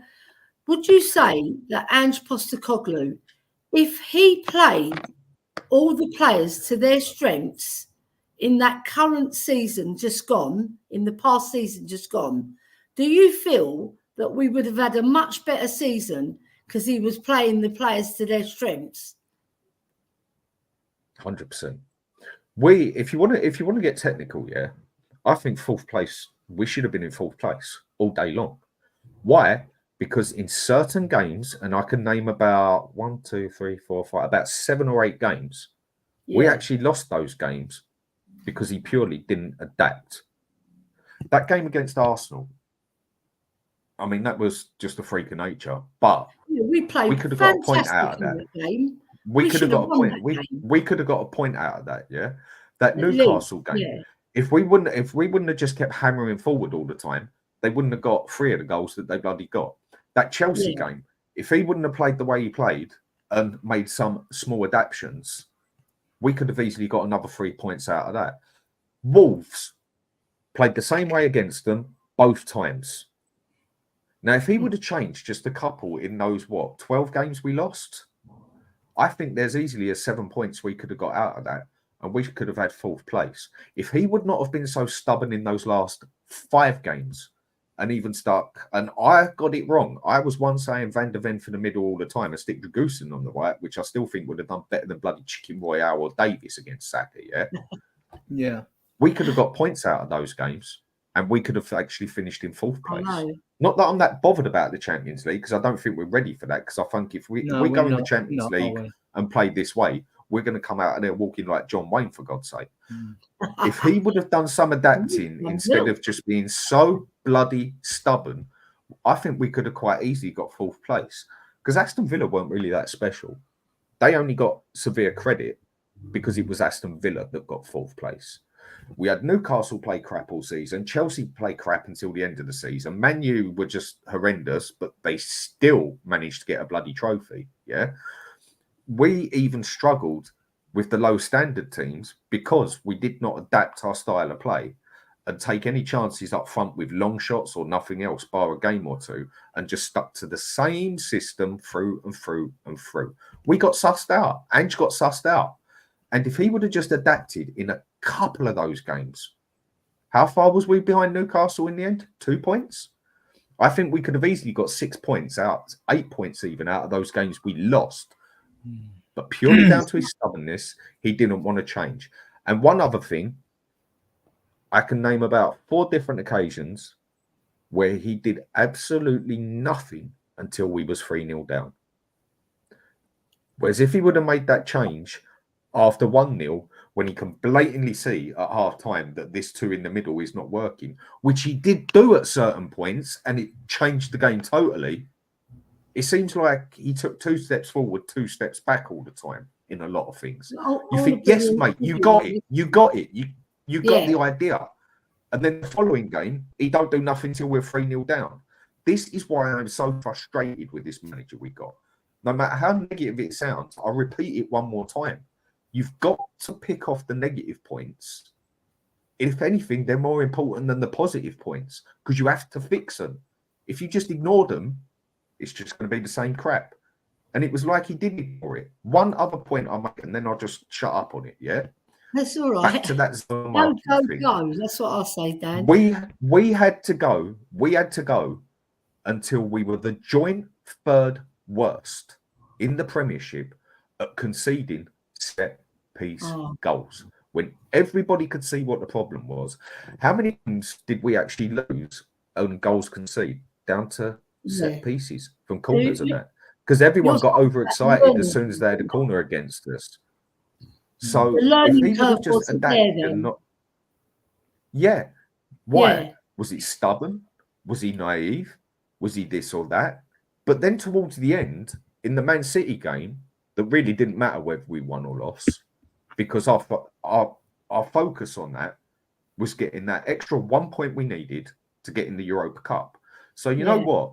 The City game, whether we wanted to lose or not, I'd have played half my team out there because it's City, we're probably going to lose anyway, and give it my all in that Sheffield game, which we still won because that is the game we could have got the point out of that would have got us the Europa Cup as such. Yeah. And I just feel he got so many things wrong, but then realised the problem, changed it on a certain game, but then was just blatantly almost ignorant to the second game where he made the mistake again. 2 steps forward, 2 steps back. He needs some milk. Or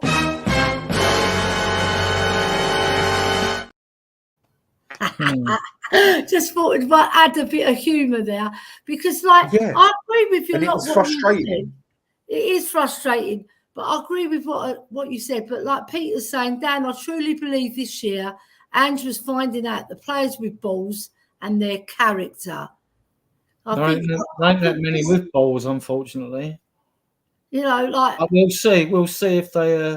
He needed to tickle their balls. That's what he needed. No, need kicking. No, you know what? If you tickle the man there, excites him. You see what I mean? Where I'm going there. Right. Slight different subject. This. All right, to give you something positive, different topic. To give me something right. It's like what I said about earlier about respect. It's just the way I look at life different. Yeah. If you want me to respect something, give me something to bloody respect. If you want me to be positive about something, give me something to be positive about. When I see the manager making the same mistakes game in, game out, it hardly brings out a positive side of me where I can sit there and weigh up. I mean, if anyone is going to be totally honest, if you weigh up the positive and negative to the way he actually managed the team and did things this season, there's a lot more negative to it than there is positive. But then there's that side that everybody loves to love on. And as a Spurs supporter, we all have to live on this word, and that is hope. And with 2 games left, he gave me that hope that he can actually play football a different way. So people say, why did you complain? Why are you now complaining that he's done it? Because he should have bloody seen that 15 games ago. That's me actually giving the manager credit, because I'm saying the manager, I think he has the capability where he should have seen that 15 goals earlier. Or do I just stand here and say, don't worry, it's only Angie, he's just, he ain't got it, he wouldn't have seen it. So I'm actually giving the manager credit by saying he should have done this because I think he's got the capability of doing it. Timo Werner goes and takes a shot and puts it over the bar. We just sit there and go, do you know what, it's Timo Werner, isn't it? Meh. Harry Kane goes and does that. You set about him like a ton of bricks. Or Son does that. Why? Because you know they got that capability of doing it. Yeah. He doesn't call out the ones that are making mistakes because he realises they're not their pants. So what I would say to that, why have you just gone and approved the pants player to come to our club? Be it that he plays from the start, he's on the bench, or he's playing with the under-21s, because they're not going to... Well, he obviously likes him. He's agreed to it, Ellie. He likes the player. I mean, that's okay. We don't. Us 3 don't, right? I know. I'm not saying we're willing to give Johnson a chance. But Ange obviously likes him. Look, he liked him. He said yes in January. That went through him. Yeah, he was presented. That went through him. So there is pick. So he'll be judged on it. He's now suggested Werner. Adrian, it wasn't his pick. It was. It was. No, right. I know from a guy in the club, it was presented to him that Timo Werner was a possibility that we could have him. And he said, okay, I'm going to, he basically interviews the players, right? And he was presented, it wasn't his choice, right? And no, then he was opportunist. No, he was opportunist in January. Once he's spoken to he him, agreed to it. then He said, he agreed to it. that's different. It's like me going out shopping and wanting to buy a box of cornflakes, and I'll come back with a box of Rice Krispies. He wasn't his So maybe choice. he shouldn't have stood there. He maybe shouldn't have stood there, no. Ellie. Yeah. Okay, let me give you a question, Ellie. That's my opinion. So is our manager just another puppet, or is he a liar? That's what he blatantly stood there. Because he blatantly stood there, Ellie, and he blatantly said, every player that's going to come in here is my call. So this is cool. This is cool, Dan. Yeah. Definitely. So if this got done and he just had to deal with it, then our manager is a liar. Well, he obviously thinks he can utilize Werner in a way that we don't think he should, right? So like he obviously thinks. But he's tried with him. No, he wants to. This is where I mean. He said too many why things. Did he drop him out of the team then? If he likes him so much, we'll see how he utilises him in the coming season, won't we? We'll see how he utilises him, and we'll see if he falls on his face on this one or not. On managers can be fickle as well, right? I don't think it was his choice. I think he was presented. We know the media always try and set traps for him with questions and things like that. They always do it. Who was the one who stated it? He stated it. So my manager has false hopes by lying to me that he picks the players. Because at the end of the day, managers aren't managers anymore. We use the wrong word. They're coaches. Yeah. Alex Ferguson was a manager. Werner was a manager. Pep is a manager. Klopp was a manager. Poch, he's a coach. Yeah, he was a coach. Postecoglou is a coach. So if Postecoglou wouldn't have been silly enough to shoot himself in the foot a few times, I know he was trying to keep the fan base happy, but this is where it's now come back on him, where people sit there and say, well, hang on a minute, bruv. You're the one who stated to us that you picked the players and you've just now gone and re-signed. Well, you know, he may have made a rod for his back in the fact that he said, and as a subliminal message to the board, I want to be challenging for the league. When he was asked about top four, he dismissed it. He said, I want to be challenging for the league next season, right? So that sends a message to the board back me. He's also putting pressure on himself. So now I want more than fifth as a minimum. I want that UEFA Cup is what I want more than anything. No coach or manager, whatever label you put on them, wants to finish fifth. They want to finish first. No, so we want to see growth and improvement because our midfield and our team has lacked cohesion and it's looked disjointed. The midfields look particularly disjointed, right? And you have to fix the engine of the team. If you don't fix the engine, most games are won and lost in midfield. We know you don't need a coach to tell you that. You know your football. And our midfield it's just not a winning midfield as it is now. It lacks cohesion. It's disjointed. It showed signs of improvement, right, in the last couple of games of the season, right? But it's still a long way off from where it was at the beginning of the season. And like those players have got to step up or they go. And I include Maddison in that. But to me, I think Basuma's next season, if he don't step up, he's gone. I personally think every department of that of a team is important, right? You say it's won or lost in midfield, but there'll be an argument there's won or lost in defence. There'll be an argument it's won and lost in attack. You know, Adrian, these things that is your opinion about the midfield, right? But I was in midfield, and if I didn't have my defence behind me and my attack and the player that fed me, right, then everything doesn't break down because that player's not feeding me. What I would do, I'd get on their case and I'll tell them to work harder because that's what a captain does as well. But also the defenders have got their responsibility to feed the midfielders. The midfielders have got responsibilities to feed the attackers. And the midfielders, if they're not doing it, then the defence has to step up.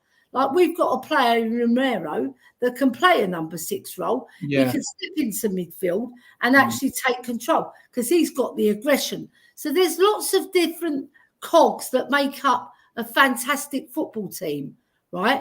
And I don't want to say that you're wrong because I'd never say that. That's your opinion. But I always think football, it's like anything in life. If one thing fails, the other two can. Or if it's 5 bits and 4 things are failing and one is working, those 4 things that are failing have got a detrimental effect on the one that's working. Like, you know, when you're in an office, Adrian, right? Yeah. And you're working your bollocks off, right? You're working your bollocks off and you're bringing a lot of money to the company because your hard work is doing that. And then there's another guy next to you and another lady on the other side. The lady, she's very creative. She's creating just as much money as you, but she's doing it in a different way. And then the other guy on the other side, he's a lazy git. He's a lazy 2 and 8. He doesn't do nothing, but he gets all the credit from the company. He's not bringing any money into the company. So you're thinking, why is he getting all the bloody credit? He ain't doing jack shit. He ain't doing jack shit for this company, but he's still getting kudos. But what I'm alluding to is the midfield is the engine of the club, but also the defence and the attack. They're very important because they benefit from that midfield, and the defence will feed the midfield as well. And then you get continuity. Sorry, just had to go to the toilet. That's fair enough. That's right. You get Thanks for continuity. sharing that with us. You know what I mean? Like I was just saying, Dan, right? You're working in an office, right? You work your bollocks off, right? You make money for that company. Every single day of the week, you're on it, right? That's the midfield, right? You're in the midfield. Then on your left, you've got a lady who's so creative. She creates just as much money as you, and she gets kudos, she gets praise. And then you get a lazy git on the right who doesn't do anything, but they're still in the team. They're still in the team, right? And you're thinking, how comes he's still in the team? Right? I'm doing all my best to do all this great work, and she's doing her best to do her great work. And we're bringing value. And this idiot who's bringing the old team down, right, he's still getting kudos and he's still getting the team. That's what I said about Basuma. He wasn't performing, right? And he was still getting in the team. And there were other players waiting to come in and do exactly what he could do, but more, because they've got more drive. Exactly that. You just summed up that we need quality squad depth, so there's competition for places. This is why he Skip's one of our own, so give him a bit of credit here, right? But give him a bit of latitude. When he does come onto that field, you can't fault his effort, can you? He really tries hard. He might not be the solution, but he knows he's got to make the most of that opportunity. So now we need to apply pressure to these midfielders. You know, I mean, we definitely do. So if our 4 main midfielders fit, Bentancur gets my first pick, and second is Sarr. That's over Maddison and Basuma for me. You know, because I just think they'll give you more consistency, and they'll give you the energy you need in midfield. You know, skill's one thing. You got to have the work ethic with it. You know, and Basuma, if as Brighton fans have said he can be lazy, then he's going to be in for a shock. I like the player. He's got a good skill set. You can't question it. You can't question Maddison's skill set either. But Maddison is he's extremely skillful. He does just lack power. And the Leicester ones warned us about how after an injury, he just does not come back for it. No. It takes him a long time to come back from it. Shame he isn't a unit like Moussa Dembele or someone like that. Then he'd be like... Exactly. This is where we also need someone who can cover that point as well. Over. And look, when he moans about getting fouled, fine. Well, make sure then, Maddison, you're in the final third when you can get us a free kick in a dangerous position. Don't win us a free kick outside our penalty area, right? So, you know, I mean, like... That's player responsibility. It's been a great discussion, guys. We've pulled this. Yeah, we've come to the end. We've come to the end of the show anyway. We've talked. One point I'd like to mention before we go slightly off topic, which is important for the future of football, because we don't know what's going to happen, right? With a lot of these cases coming up. On Monday, Man City, don't laugh, right? They're taking the Premier League to court, right? There's a court. Yes, I've heard about that. Right, Yeah. now this, right, is over, which shows they're squirming, shows they're guilty because of the case, right? But this is Chelsea have got a lot of different charges and other different things coming up. Mark your word, they're going to get well done, right? But Man City, they're going to argue the case, right? That it could possibly win it. I don't think they will.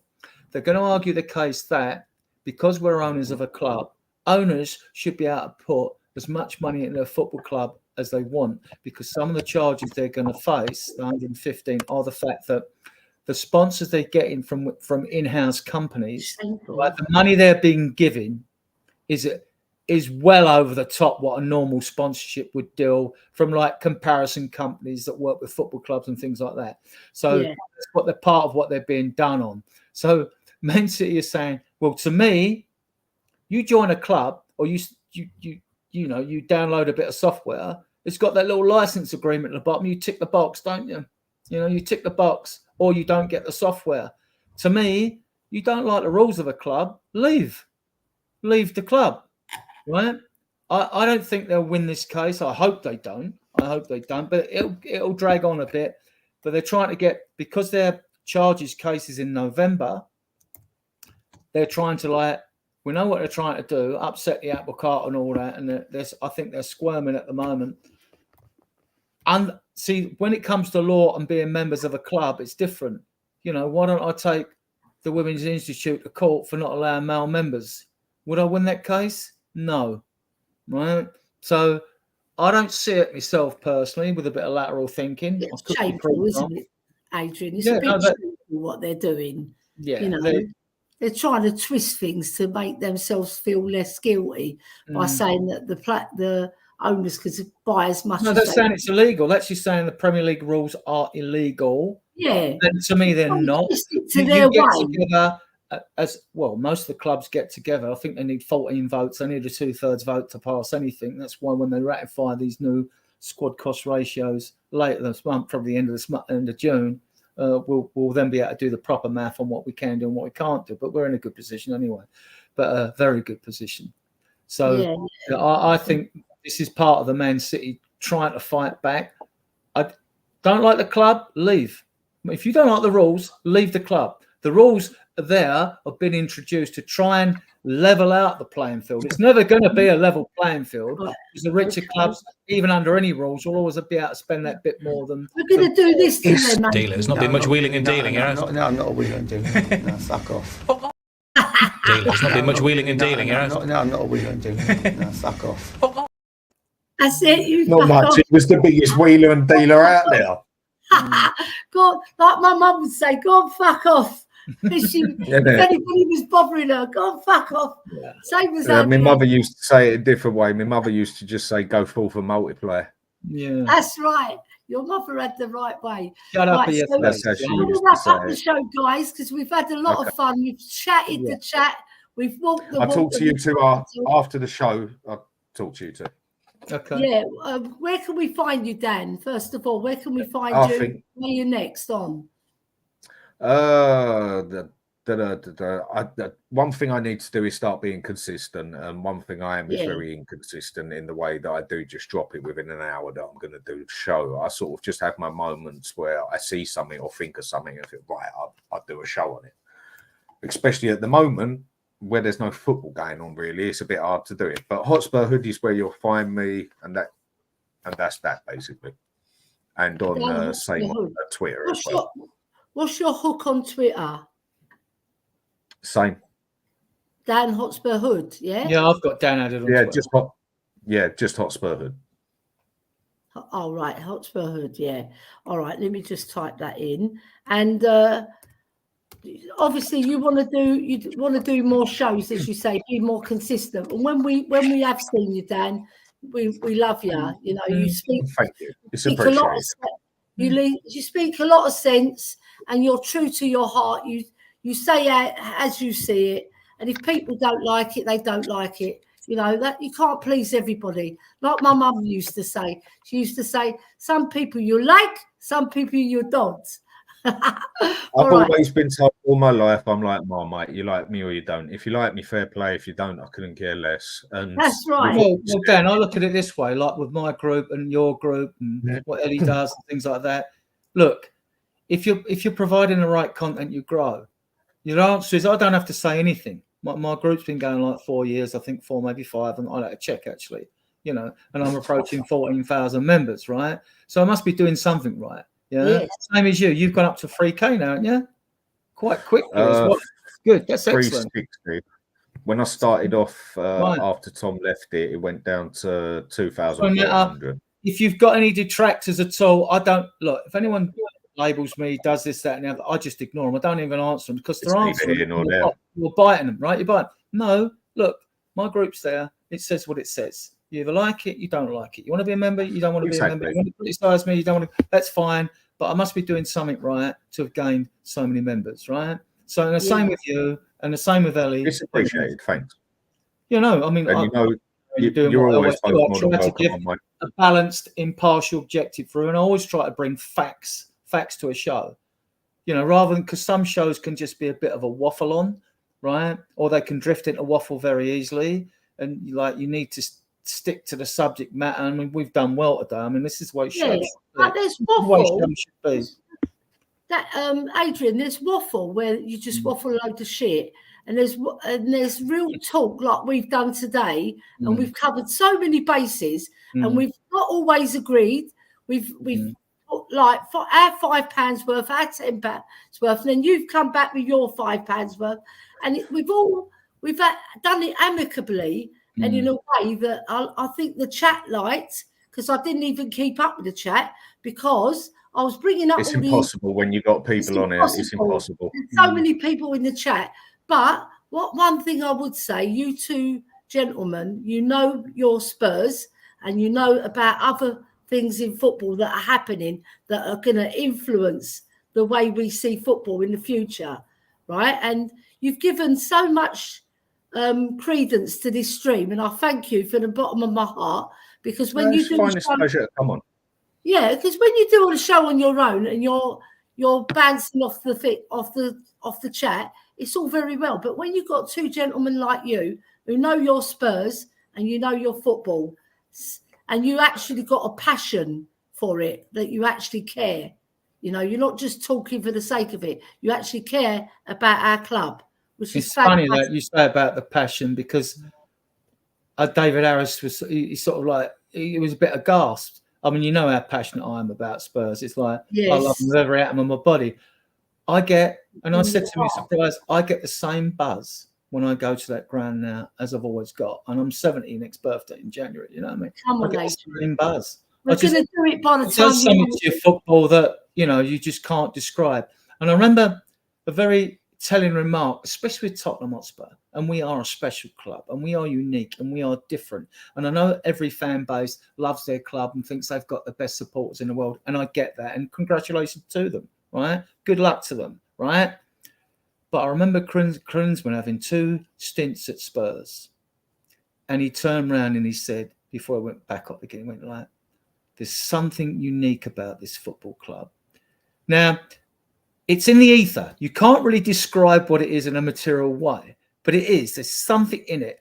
And it's the way we have become a very hardened, obdurate, stubborn fan base as well, which comes, right, when you win a load of trophies like City done over the years, or Chelsea, the fans are a bit relaxed, and if they lose something, they don't sort of care and all that so much. We've won trophies, the club's in good position, blah, blah, blah. And they get a bit soft around the belly and all that, right? Yeah. But we're not. We're a hardened fan base now. Whether you're leaving out or not, whether you're in or out or an in-betweener or whatever, we are a hardened fan base. And the longer you go without success, the harder you get. But it's still something, this fan base ain't bleak. There's something unique about what unites this fan base. When I see it in the pubs surrounding the ground and things like that, there's just something special about it. And you can't really describe it in words. It's sort of in the ether. You know what it is, but you can't really explain it. I think we've got a magical club. We've fallen down in terms of trophies, right? because we've not, like Bill Nicholson would say, we haven't set the tempo. You've got to have a tempo in a club. You have to have rules, discipline, and hard work, and wanting to play for the badge. You pull on that lily white shirt, you're proud to pull it on. That's like Tottenham. But when right? you've got a chairman that. when you've got a chairman that ain't so bothered about the football side, it doesn't matter how good you get or whatever. Nothing's going to come fast. But that's a different story. If we go into that one, we'll be here all day. Dan, I'll put it simple. There's a lot of things like.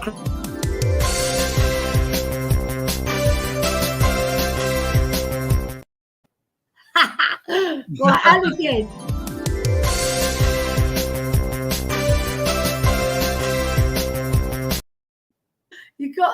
Here we go. Oh my God.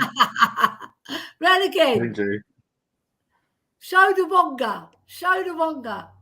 Oh man, that's almost cringy. We've got to end on that because that is fantastic. Daniel Levy, if you're listening, get out that check. Oh, it's over, isn't it? Is the show over? Not yet. We're not it is. How did it end? No, it hasn't. It hasn't ended. No, it's still going. I was going to say, like, look, I haven't rolled the credits. Us. Give me some credit, old Adrian Schroeder. Right. We've got the DNA in our blood and our atoms in our body. Daniel Levy hasn't got that. He may be a Spurs supporter. I don't doubt he isn't, right? But he hasn't got the DNA. You have to have Spurs written across your heart. No. That's what I've got mine. Spurs. It's not Ellie. It's Spurs. That's what I believe in. If we have that, like Steve Perriman said in his podcast as well, he said when I pulled on that lily white shirt, Bill Nicholson was looking at me and he's seeing if I'm tucking it in to look smart and go on that pitch and play for the badge. And I remember he said he went in for a pay rise, right? And he goes, Bill, I'm on 26 quid, and Alan Gilzean's on 96 quid. I reckon I'm worth at least half that money. And Bill Nicholson said to him, have you seen yourself play, Steve? You see what I mean? That's setting the tempo. You don't let the players rule the roost. And he played 850 odd games for this club, won 6 trophies, 2 League Cups, 2 FA Cups in 2 years. Over 14 years, right? And Levy shuns him. And Levy shuns him. That's how bad it is. But I'm going to leave you on that note. If you're Levy in or Levy out, just think about that one. Goodbye for now. Thank you, Dan. Thank you, Adrian. Brilliant show. Thanks for having us on. I'm rolling the credits. Take care. Have a good time, you Spurs fans. Take care.